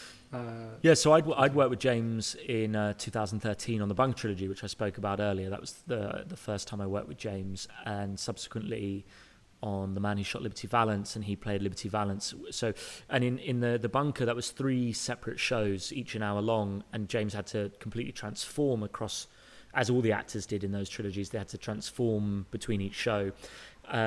And then with Liberty, it was just an unrecognisable transformation to the point where people would say, "Oh, I saw Liberty Valance," and they had no idea he was in it. And so I knew he had this ability, this sort of chameleon-like ability as an actor. He also has a gorgeous singing voice because we'd had a lot of singing in all of those shows. He has a lot of experience with puppetry. And so he was really... We didn't audition really for the role of Benjamin, in that we saw people... to include within the ensemble and within the 5 that we were looking for, but I was always hoping that James would be one of those 5, because I always felt in my gut that he and in my heart that he was absolutely the right person. The other 4 I met at the auditions, and that first day of auditions, and essentially Darren pretty much worked as our casting director, in that he brought all of those people in. We had a casting director friend of mine who managed to send us some other recommendations, But essentially, most of the people that we saw that day were brought in by Darren, either people he'd worked with or recommendations that he'd had from other colleagues. And it was astonishing. I just could not believe it. You know, I'd heard from somebody in the past that when you look at doing an actor-musician show, you're going to have to make sacrifices in terms of the better the musician, maybe the weaker an actor they are. And so I thought, when people came in and they said they'd like to start with a song and they sang beautifully, and I thought, okay, fabulous. Then they played the instrument beautifully, and I thought, okay, great. Now comes the monologue, and I was sort of preparing to be very disappointed, and then they would just tell this story in such a beautiful way and could just really act their socks off, and I couldn't believe it. And it was like that all day. It was, and actually I remember we went for a beer and a burger at the end of the day. Byron burger. It was a Byron, yeah. It was. I love coming to Guys, London. are you being plugged by all these different cafes and bars you've been mentioning? Cafe Coa, Byron. Let's be honest, Wetherspoons should get most of the sponsorship money, because we ate in Wetherspoons pretty much every day. Anyway, so that's my fault. So back to the wonderful cast. Yeah, we sat down at the end of that first day of casting, and I said, we've got to add a 6th cast member, because we have to. There are so many brilliant people here. We have to at least add another one. And of course, for me, that cost was thousands of pounds that I hadn't budgeted, that I didn't have. And I think actually everyone else managed to talk me out of it and say, come on, focus, make a decision. It's a really tough decision, but you have to make it. And I think that's a testament to how incredible those people were. And then the 5 that we ended up with were honestly the most wonderful 5 people. They're so phenomenally talented, and just the kindest, hardest working, perfectionist kind of people, that just the rehearsal would end and they just stay and work in their own time and wanted everything to be perfect. And then you go for a drink with them and they were just the most wonderful people. And in fact, we had a little Zoom thing the other day, and we're hanging out and chatting. Darren wasn't there; he wasn't invited, and just I'm never invited. So much love for those people. I can't say enough good things about them, really. Well, that's so lovely to hear. And Darren, it'd be really interesting to hear you talk a little bit in the programme. Be really interesting to hear how having actor musos impacted the composition. In the programme, you talk a bit about how folk music really is sitting around a campfire playing your instruments. So how instrumental was that to you in creating the sound world and the music for the piece? I see what you did there with the instrumental pun. Very good. Thanks. Very good. No, it was absolutely, that's how we did it, really. We sat in a circle and I'd teach them the song, I'd teach them the basic, the melody of it, and then we'd all sit about and they'd get their instruments out and then we'd start playing. And it was kind of a matter of playing and then stripping back. Like getting everybody just going around a few times, everyone sort of just jumping in. The other wonderful thing about those musicians, those guys in particular, is that they're all wonderful improvising musicians, so they can come up with their own parts. And so we'd sit in that circle, we'd learn the song, and then they'd get their instruments out and they'd just start making magic that I had very little to do with, really, apart from knowing what the structure of the song needed to be and knowing when I needed to strip something out and when I needed to bring something back in, or whether it needed to be a light touch here or a deep, warm texture here. That's the sort of direction that I would give when we were in the circle. It was saying, can we have something? This moment here needs to feel big and warm. It wasn't a matter of saying this is the note that you need to play, this is the music that you need to play. It was a matter of feelings, emotions, and textures in terms of how we were communicating it. And they responded wonderfully to that because they're intuitive, emotional musicians. They don't need the notes there. They can all read. They're all wonderful sight readers, etc. But in this case, they didn't need to do that. And the same came about as the vocal harmonies. We would sort of sit around and I'd say, can I have a high voice here? Can we have a low voice, maybe sort of doubling the chord structure below? And then we'd just throw it at it, and then we would develop it and we would hone and refine it. Okay. And that's basically how we arranged the entire show. We arranged it in 5 days, I think. Oh my goodness. And then did you transcribe it afterwards? Kind of like how Mike Lee does when he's improvising? Nope. None of it has been written down. No way. None of it exists. How are you going to publish it and sell it? No. So all that exists is my vocal score, my vocal piano score. That's all that exists. There are no transcriptions of the instrumental parts. No. And I'm assuming that must be quite a conscious choice from both of you, because how are you ever going to replicate that exactly when you do another production? Or is that part of the charm, the uniqueness of the show? From a producing point of view, it's a legally complicated area in terms of ownership and that sort of thing. So it's, if we were to take the music exactly as it existed at Southwark and take all those arrangements and those and the way it worked and try and sell that to somebody, that would be really unfair to the musicians that worked on it. And so it's not something that Darren and I would be comfortable doing. And so there's then a conversation about, well, does it start again with new musicians? And of course, if a new ensemble comes together, the instruments that they can play are going to be different anyway. We're going to be faced with a different set of instruments that need orchestrating, and so it's, I think from that point of view,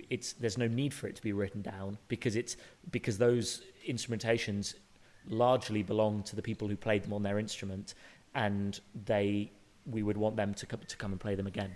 Stay with them. I mean, at first, I would say that it's also because this show is so early in its life, those wonderful contributions that the guys made, they can evolve. Like if they were to play again, then they would evolve their own parts even further. And I don't know about how Jethro would feel about this. Obviously, we can cut this out of the interview etc. But that at some point there'll probably be a version that we do write down, and the instrumental parts are written down for a band or for an orchestra, etc. But for an actor-musician version of it, it's difficult. For a new actor, if for example there was like a production in Italy or something which didn't have our cast or couldn't have our cast, then, as Jethro says, it would be a new cast with new instruments and new ways of playing, new skills, and it would just have to be different. So it's very, very different process then to a traditional musical. Yeah, I think so. I think it's always something that because I work a lot in the folk idiom, I'm very conscious that folk music is traditional folk music. That's how it works. Yeah. That's how it's passed down from generation to generation. It's not written down, and by writing it down, you potentially take something away from it. You take something away from the heart of it, and that is potentially it's not ever something I've wanted to do, I think. Brilliant. I feel like we could have a whole other discussion just on how you create an actor musical. It's fascinating. So, moving on, we are in for a real treat. This is a world exclusive. You heard it here first. We are now going to listen to some material that didn't make the show. In the musical theatre world, we call these trunk songs. So they're songs you write that don't end up. And I think it's really heartening for writers of musicals to hear that you will probably sometimes have to write double or triple the amount of songs that will actually end up. But none of it's wasted. It goes in your metaphorical trunk, and shows such as Guys and Dolls are made up of or have some trunk songs in them. So they're never lost. So Jethro and Darren, could you please introduce and talk us through the two songs that I believe are called Waiting for the Tide and The Winds of Change, and talk to us about ultimately why they didn't make the cut? They didn't make the cut because Darren wasn't happy with them and was like, no, get rid of them. They're both ones that lyrically largely existed before Darren came on board, which is also for his ego a real issue, as we're learning. Yeah.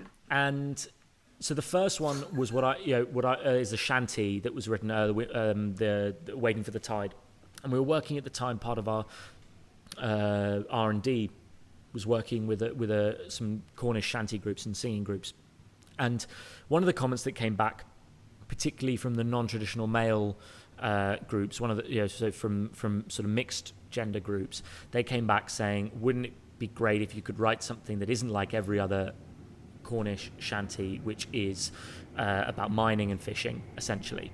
And so I sort of sat down to write some lyrics and focused on the story of a bottle, which ultimately was sort of a thematic thing. And one of our early poster designs was all about a story within a bottle, and the idea that what kinds of sea bottles, as they're known. And there used to be someone who they all belong to the Queen officially. If a bottle washes up on a beach in England, it belongs to the Queen. And there used to be a royal opener of bottles, I think was the title, of royal opener of sea bottles.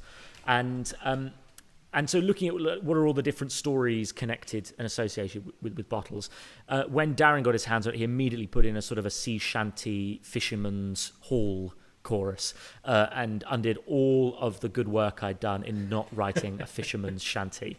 But it's fabulous and did need it. And ultimately, I think the reason it didn't make it into the show is because it doesn't need to be in there. It was something that was, for me, I'd written to try and allow us a way into that world, and it was going to set the tone, and it would open the show as everyone's singing this sort of traditional sea shanty about stories in a glass bottle, and they would take Benjamin's story out of a glass bottle on the beach, and that's where the story would begin. And actually Darren said, let's get rid of that, let's get straight into the show. And he was unfortunately right. Again.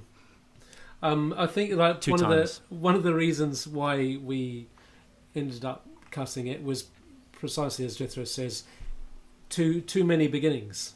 There were too many starts. We were waiting and waiting and waiting for this show to start. For the tide. And in the theatre you can't do that. You can't make people wait that long, because you have a certain number of minutes that they're going to give you before they give up on you. And if you waste any of those minutes doing anything other than like really, really setting the world up and really getting into the story, then you are playing with deadly fire, I think. But nevertheless, we're going to have a little taster of the song now to see what you missed. Darren multi-tracked. Written in ink in a ship made of glass, bearing a long lost tale from the past, on the sands of a shore, returned by the sea, waiting for the tide. Heave away, haul away, oh, heave away, me laddie boys, heave away, haul away, oh, waiting for the tide. Along through the waves, now headed for land, to lay down to rest on the soft Cornish sand, on the sands of a shore, returned by the sea, waiting for the tide. So that was Waiting for the Tide. Now we have The Winds of Change. So this song was written for I'm pouring wine while I talk, which means normally I pour the wine while Darren's talking so that nobody knows I'm pouring wine. But this is a Grüne Veltliner. Veltliner? Ooh. You said Grüne Veltliner. It's a lovely Austrian wine, topped up with a little soda water, or as they call it here, Soda Wasser. Yeah, very exciting. Cocktails and musical theatre, all in one evening. All in one evening. There you go. There we go. Cheers. Prost. Prost. So, The Winds of Change was a song written for Lowen Keane, who is Benjamin's love interest in the story. And this was ultimately replaced with If I Run. So if you saw the show, or in fact, that's one of the songs that was first released from the show by Whatsonstage, and that's If I Run. So it's sort of the duet that they now have where they're talking about escaping and fleeing. And originally, I'd written these lyrics, waiting... keep saying waiting for the tide because everything is sea related, and so the idea basically being that she's fed up with her life and she's waiting for this day when the winds are gonna turn and her new life is going to begin. And the idea was that actually during that song she would say a lot of things that Benjamin could understand and relate to, but it was a very slow number, and ultimately it that moment is the break between Act 1 into Act 2. It's the thing that drives them to take that step, and they and this song just didn't have the energy, just didn't have anywhere close to the energy, and it was too reflective for that point of the show. It was also, there was something about it being yet another song about the sea and the wind, and I think we started to think there's a lot of songs in here using this as a metaphor. There's only so many that we can get away with. I grew up by the sea. It's the only thing I understand, and metaphorically it's the only thing that makes sense to me. But Darren said this, and then when we were writing and he'd suggest a lyric and I'll be like, that's another sea metaphor. He's like, yeah, but it's a really good one. So I'm like, so it's okay when it's your sea metaphor. It's okay if I do it. But not when it's my sea metaphor. Just so we're clear on that, fine. So should we listen to it? Let's listen to it. It's worth saying before we begin, though, that a lot of the lyrics are not in there because the lyrics didn't fit. So a lot of it, I think, is Darren saying ba-di-da-di-da-di-da. Yeah. Those are actually You're in for a Jethro's treat, original folks.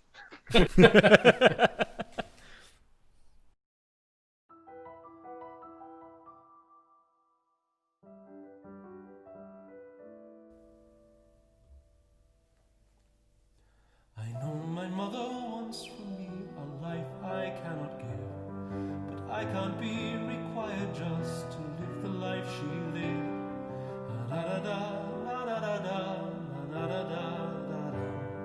I've always felt older than I am.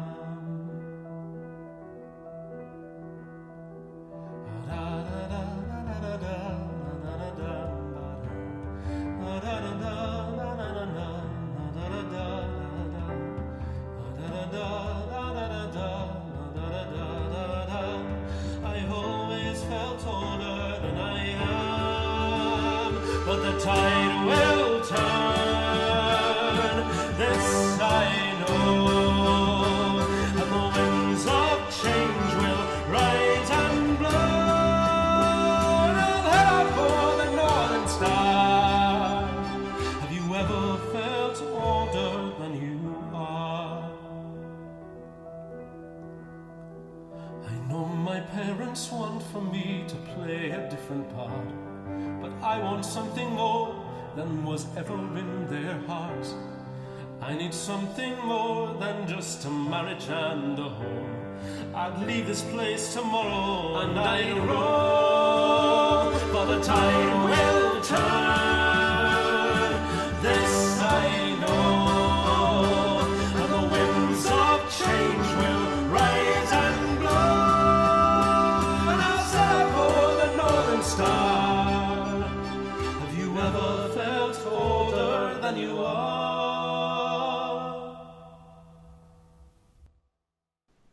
And that was The Winds of Change, which ultimately didn't make it into the show.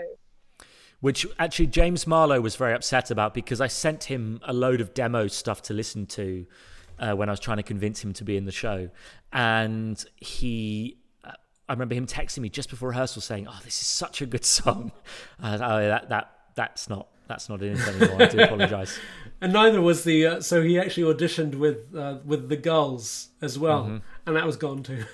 So all the songs that he liked, cut. But that's the way to do it, because you don't want to get to rehearsals on a song that you've heard at auditions, because it's like a scene that you've rehearsed at auditions and used as an audition piece. By the time you get to rehearsals, I'm already bored of that scene, and I just think I just cut the scene, rewrite something, and move on. Brilliant.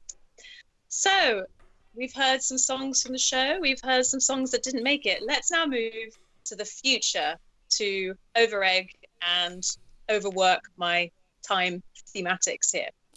So you have this sellout show. There's such an exciting buzz around it, and I really do remember feeling this in the room. And it's not often that you can spot in the room that producer's here, that theatre's here. There really was a buzz around here. You get incredible reviews, 5-star reviews. What happens next? But first of all, I have to ask, did you break even and did you make a profit? Did you? And I hope you don't have to answer, but we know now that you got a personal £20,000 loan. Have you been able to pay that back, if you don't mind me asking? Yeah, so the loans have gone back. I made about a £15,000 personal loss on the show. That's 15. And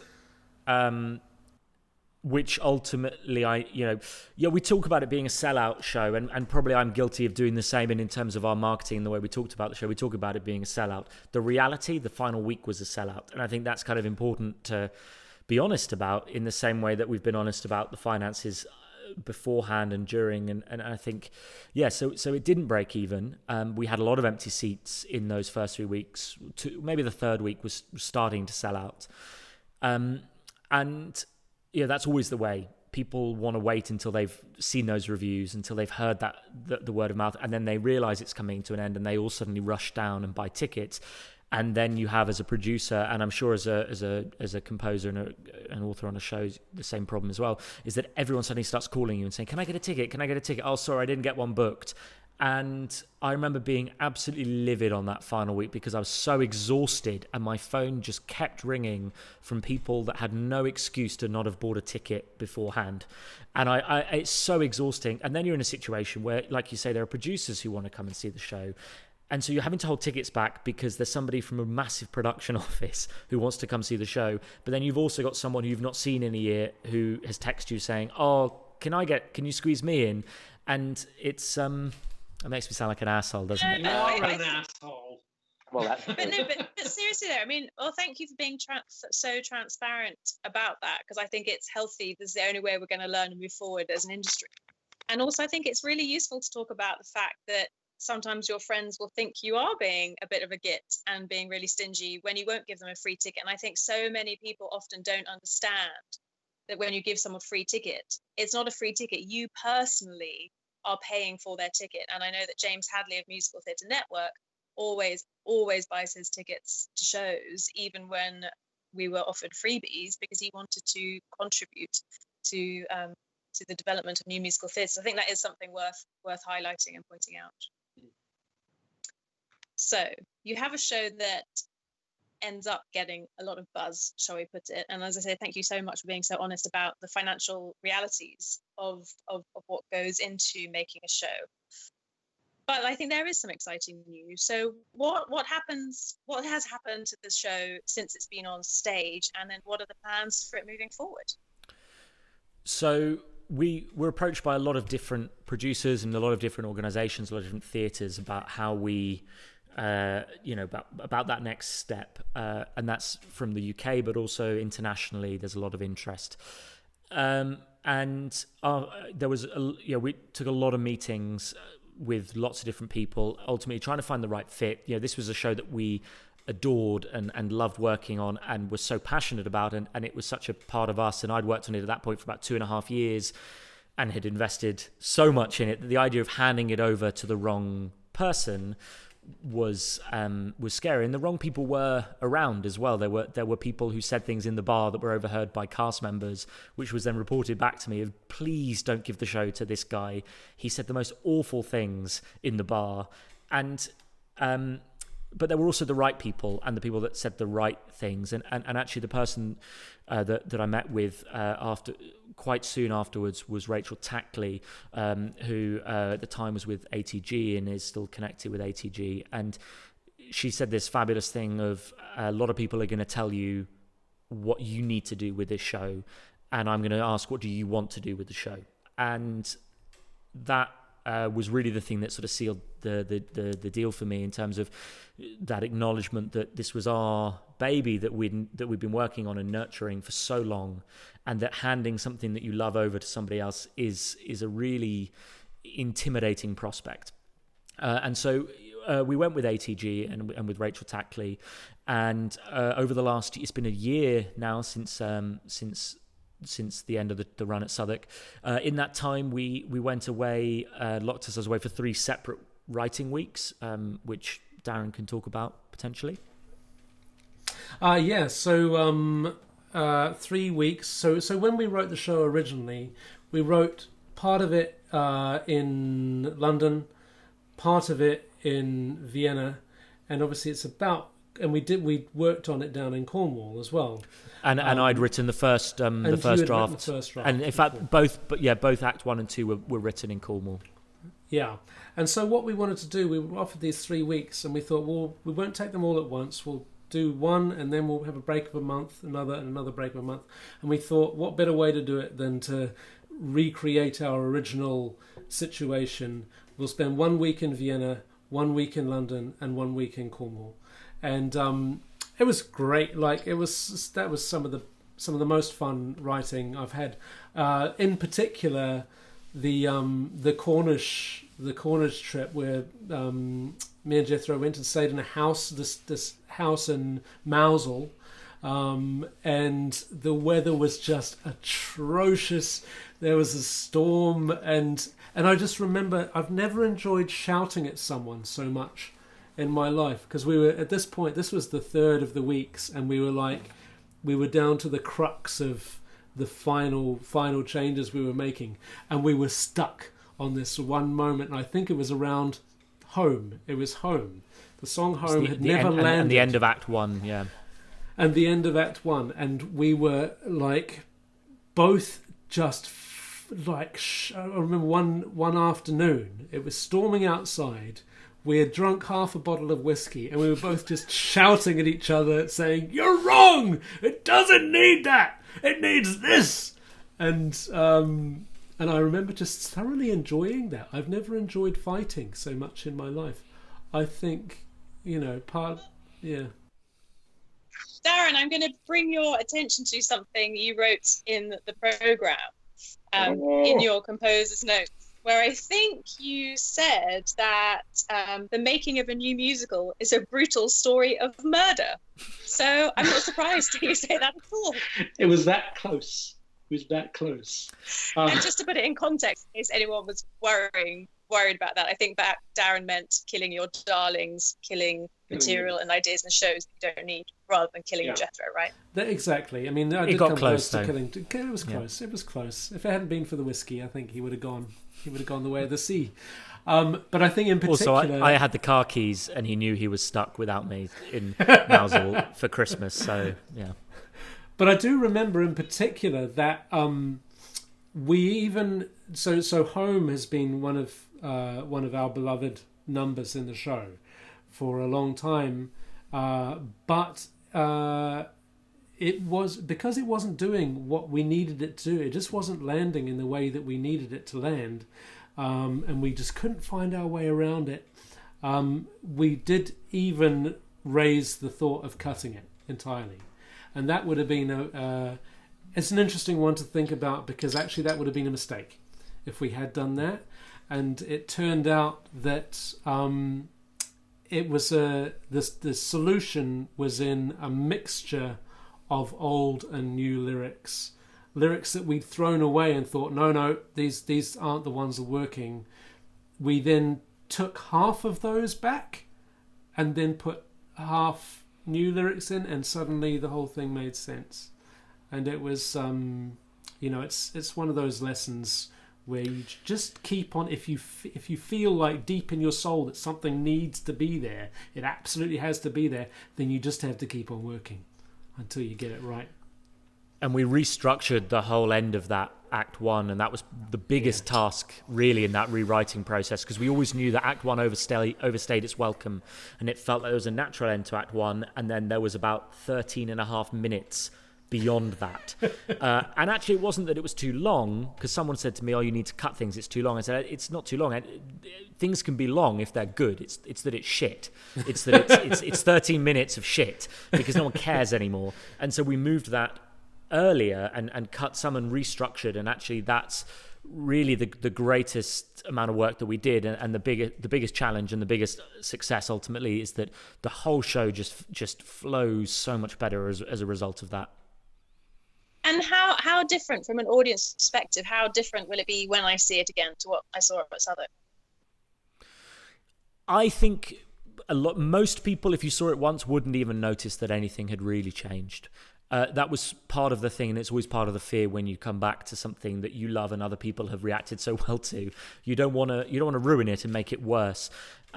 So we were always conscious of the work that we were doing, that actually there's a danger that we can ruin this show here, and that the thing that makes it magical and got that reaction, that quite unexpected reaction at Southwark, the thing that made that, it's something unknown, and so because you can't quite identify it, you've always got to be careful that you're not accidentally destroying it, which was the whole point of the next step of our work with ATG, was to I said ATG, that's the one.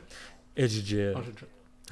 The next step with ATG was a workshop where we spent a week with 8 actor musicians. 4 of the original cast were able to join us. One unfortunately wasn't, but we had 4. We added, so we increased the size of the ensemble and tried the new script with the new songs and the new things that had been written, and presented that to various friends and family, and also to sort of some decision makers in the industry. And how did it go? Yeah, as well as you could hope. Better than, you sort of, if you sat down and said, what would you like to come from this? In your wildest dreams, that happened, and then coronavirus happened. So it's been a sort of strange time of that train and that momentum that was moving forward has suddenly stopped dead. But yeah, so it's hard to talk about because there's so many unknowns. I think the thing that we can absolutely say for certain is that there is a huge interest in the show growing and moving forward, and there are a lot of interested people, and as we've done more work on the show, that's grown as well. So the show is not over, and we don't know what the future is, because nobody knows what the future is. I don't even know when I'll get to come back to the UK. I have been here for a while, and I think I will continue being here until I don't have a mandatory 2-week quarantine. So very hard to know what the future is on the show, which country that might be in, whether that's with the original team. There have been conversations about me stepping back as a director, conversations about getting rid of Darren entirely, which I have come very much from me, and I've been pushing. Yeah, he's really been pushing that pretty heavily. Yeah. And I wrote his original contract, so I'm in a good position to get rid of him. But I think the future sounds pretty positive, and some might say it's just a matter of time before we see this fabulous show again. Thank you.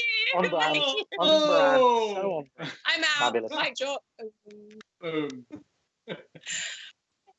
Thank you for sharing that with us, Jethro. I can't imagine how frustrating it must be for you, but you're not alone. The whole industry, all our friends, our community are feeling the same, but it will be back, absolutely, which is really exciting to hear.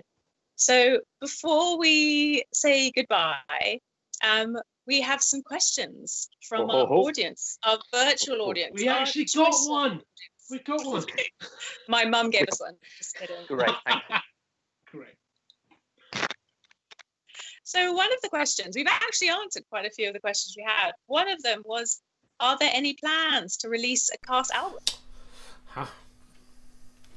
Well, what was that noise? Deafening silence there. So I take it that's a no, or we can't tell you. Thank you for that question. No, I think because we made an archive recording of the original production, and we have those recordings. They're not for sort of public release, but there is a record of the work that has been done, and I think we would absolutely love to do an album once the show is in its sort of hopefully final form, to get that out into the world with the wonderful people who've been involved in it. That would be a dream of mine. So and I would hope that it would be a useful tool for the producers of the show.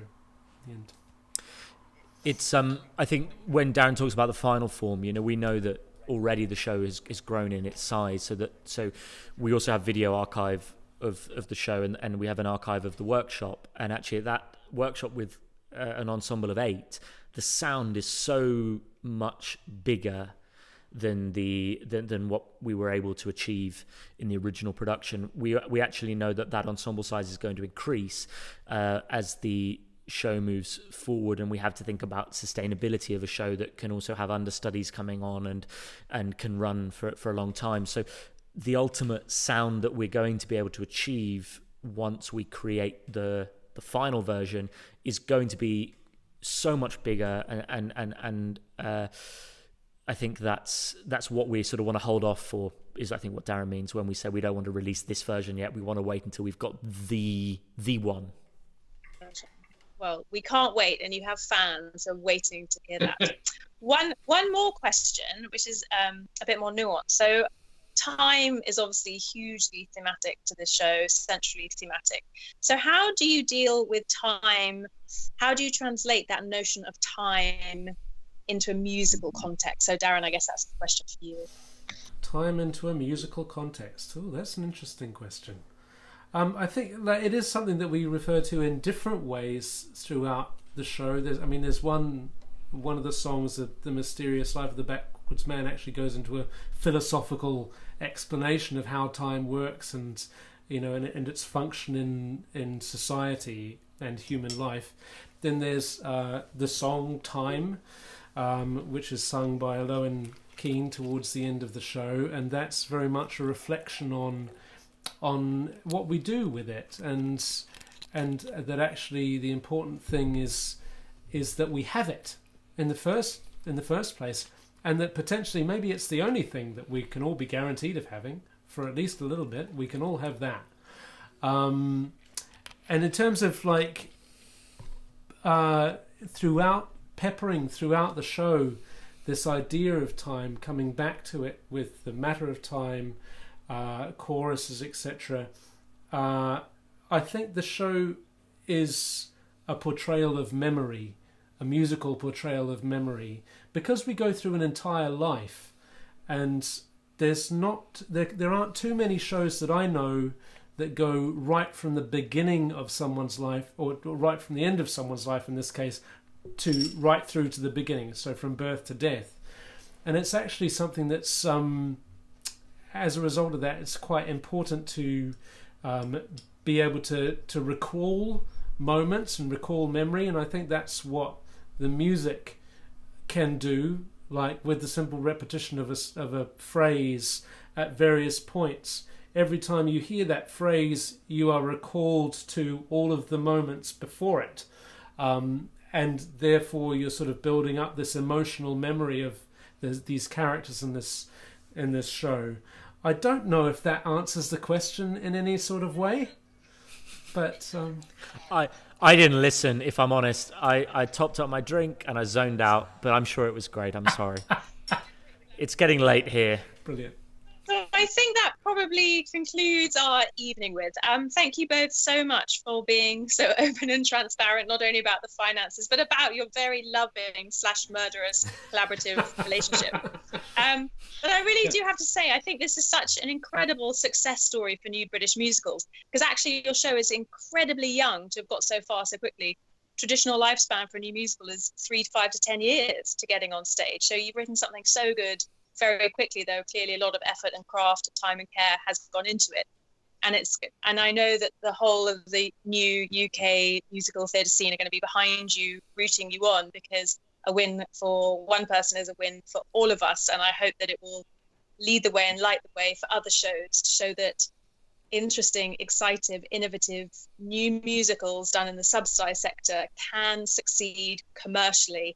And I think that's such an exciting and important model for us all to look at and think about. So thank you for that. Before I finally let you go, I would just like to ask you both a question to wrap up. So Darren, what advice do you have for fellow writers of new musical theatre? Any top tips for somebody who wants to write a new musical in the UK? Top tips, yes. I'm lucky. I've had a rehearsal. I was asked this very, very question in a masterclass that I was involved in earlier today, and my main thing would be get involved in the community.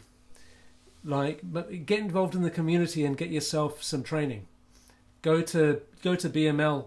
So that's book, music, and lyric. That's right. Yeah. So get.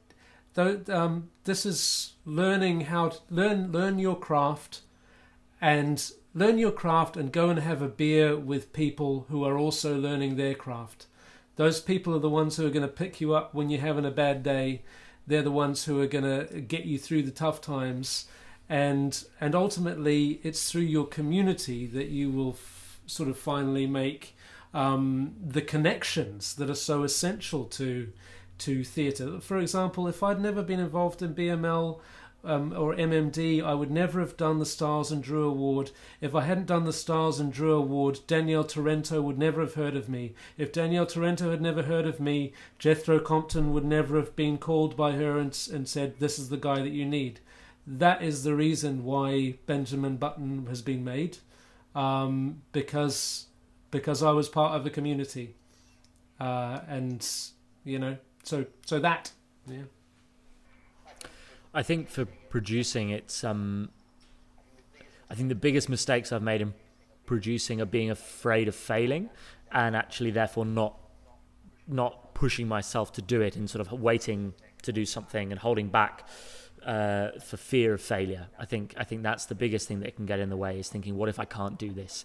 And sometimes that's a healthy voice, but ultimately, if you sit at home and do nothing is going to come from it. And this was a show is a perfect example of it, that I took a risk on, and I think if you're waiting for somebody to say yes to you, then you're not a producer, in my opinion. You need to be somebody that can say, I'm doing this, I don't care how many people say no, I'm doing it. You just need to make sure that the thing that you're like, it's what I said earlier, the thing you're jumping off the cliff with is your safety net. You have to believe in the art. And I think this is a project that is ultimately has a commercial aspect to it. It's a story that is very well known. There's been a movie of it. There's a commercial aspect to it, but it didn't matter. It would not have been successful without the love and the art that went into it. And so don't just, if you're thinking about producing, don't just think, well, this is a title.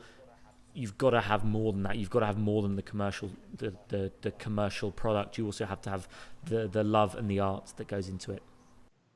Jethro, I think there were quite a few tweetables there. Should I say something good? We have on the screen here. I blame the wine, darling. Mr. I blame the Tweetable. wine. So I lied. I have another question now. I hope if you don't mind. So you were the ultimate multi-hyphenate, multi-roller, directed, writer, produced it. Would you do it again if you had your time again? Sorry, I can't help it. Would you do it again? Is there anything you would do differently? There are a lot of mistakes made along the way that are things that I hope I will not repeat. I think the more that I make theatre, the catalogue of mistakes that I make gets bigger.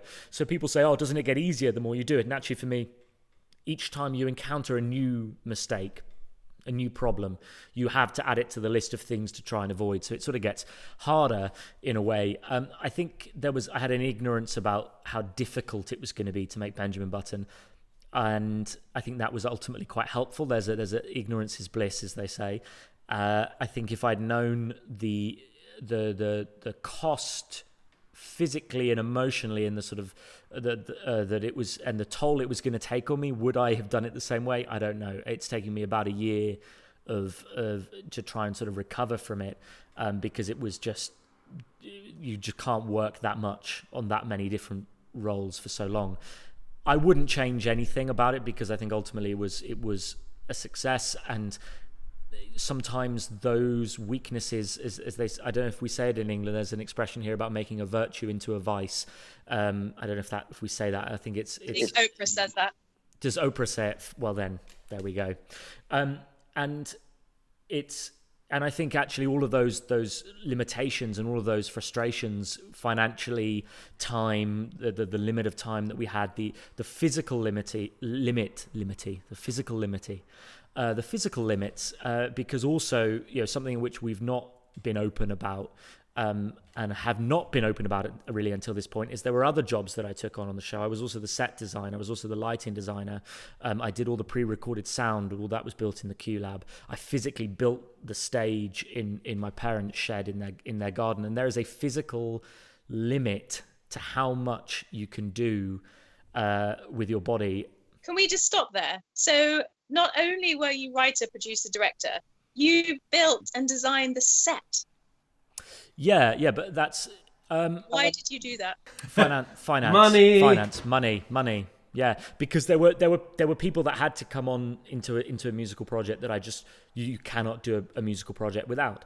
I do work as a stage designer as well. I do a lot of stage design over here on the continent, as they say, and so it's not something that I haven't done before, but actually I did it on that because I had an idea and I knew I could get it done on budget, which was a very, very small budget, and I knew the way I could do that was doing the carpentry myself, and I was physically loading the set into the van and driving the van overnight before the get-ins and things like that. And it's not something that I don't have many more of those in me, and so I did all of that in the hope that it would be good and someone will pay for those things in future. So it's not, how did this even begin, this conversation, this question? I have no idea. I'm sure. I'm a terrible host. I'm sorry. But I think... No, it's my fault. It's the wine. Is it worth pointing out, though, that don't try this at home, folks? I mean, I think you're an incredibly rare talent that you have the ability to do all these things. I think there are a lot of aspiring producers who just physically are not able to do all of that. So I think I wouldn't recommend doing something that you don't know that you can do. I mean, there are aspects of if I knew that I could write music, then I would. Then I would have saved a lot of money not paying Darren, a lot of trouble, all those mornings in Wetherspoons. I could have just been at home. But you have to know what your limitations are. And I also brought in a carpenter for I think about 3 or 4 days to help with chiseling, because I know that I'm shit at chiseling. Me too, Darren. How's your chiseling? I'm amazing at chiseling. If Jethro had told me, I would have done it for him. Ridiculous. The carpenter was cheaper than you are, dear. Yeah, exactly. So you can't afford my chiseling. Moving on. Okay. Jethro, is there anything else you'd like to say about the process of making this fabulous musical thus far? No, I mean it's been a dream come true. It's a huge cost in every way possible. But I wouldn't change it for the world. And I think the relationships and the friendships that have been made along the way, I hope will last for at least a few years. And I think it has opened doors for me that were closed. And so I have a career in America and in Korea, in Europe, as I've said before. I've never had a professional job in England. And so this for me is sort of an audition. It's me saying to producers and theatres in the UK, I would love to have a job if anyone would like to hire me for something. And there was a time for about 5 years where I sort of sat waiting for that phone to ring, having done a show in London, and I sat for 5 years waiting, and nobody rings. If you sit at home and don't do anything, the phone doesn't ring. You have to get out there and if you won't invest in yourself with every bit of energy that you have and every little bit of money that you have in your bank account, then why should you expect somebody else to do it? Darren, anything you'd like to add before we all go to the metaphorical bar? Yeah. The one thing I would change about the process is how much hot sauce Jethro puts on everything. I would literally watch him sweating as we ate every meal. It was painful to watch. Yeah. It was uncomfortable. It made me uncomfortable. But in terms of kids at home, no hot sauce. But for the process for me was a wonder. It was a wonder and a joy, and it continues to be so. But as Jethro said, like, I think there's a sense that there's investment. Investment comes from producers in terms of money, but also as writers, I think it's important to understand that when you are a writer, you are investing your time in getting something. You are not going to the pub. You're not going to the. You do go to the pub, obviously, a lot, but there are sacrifices that you make, and they are your investment as a writer. And just as a producer, if you aren't willing to put the money, why should anyone else? If as a writer you aren't willing to put everything into your writing, then why should anyone give you a shot? If you aren't willing to do that, then you got to do it. You got to do it. Some tough love there from tough love. Darren Clark. I love you guys. Darren, thank you so much. Cheers, everybody. Thanks, guys. Happy evening. Thank you so much. Thank you. I don't know why I did this. I don't know what this was. Cheers. A dead-end job in a dead-end pub in a town that's been dead for 40 years. He'll just keep me in this cell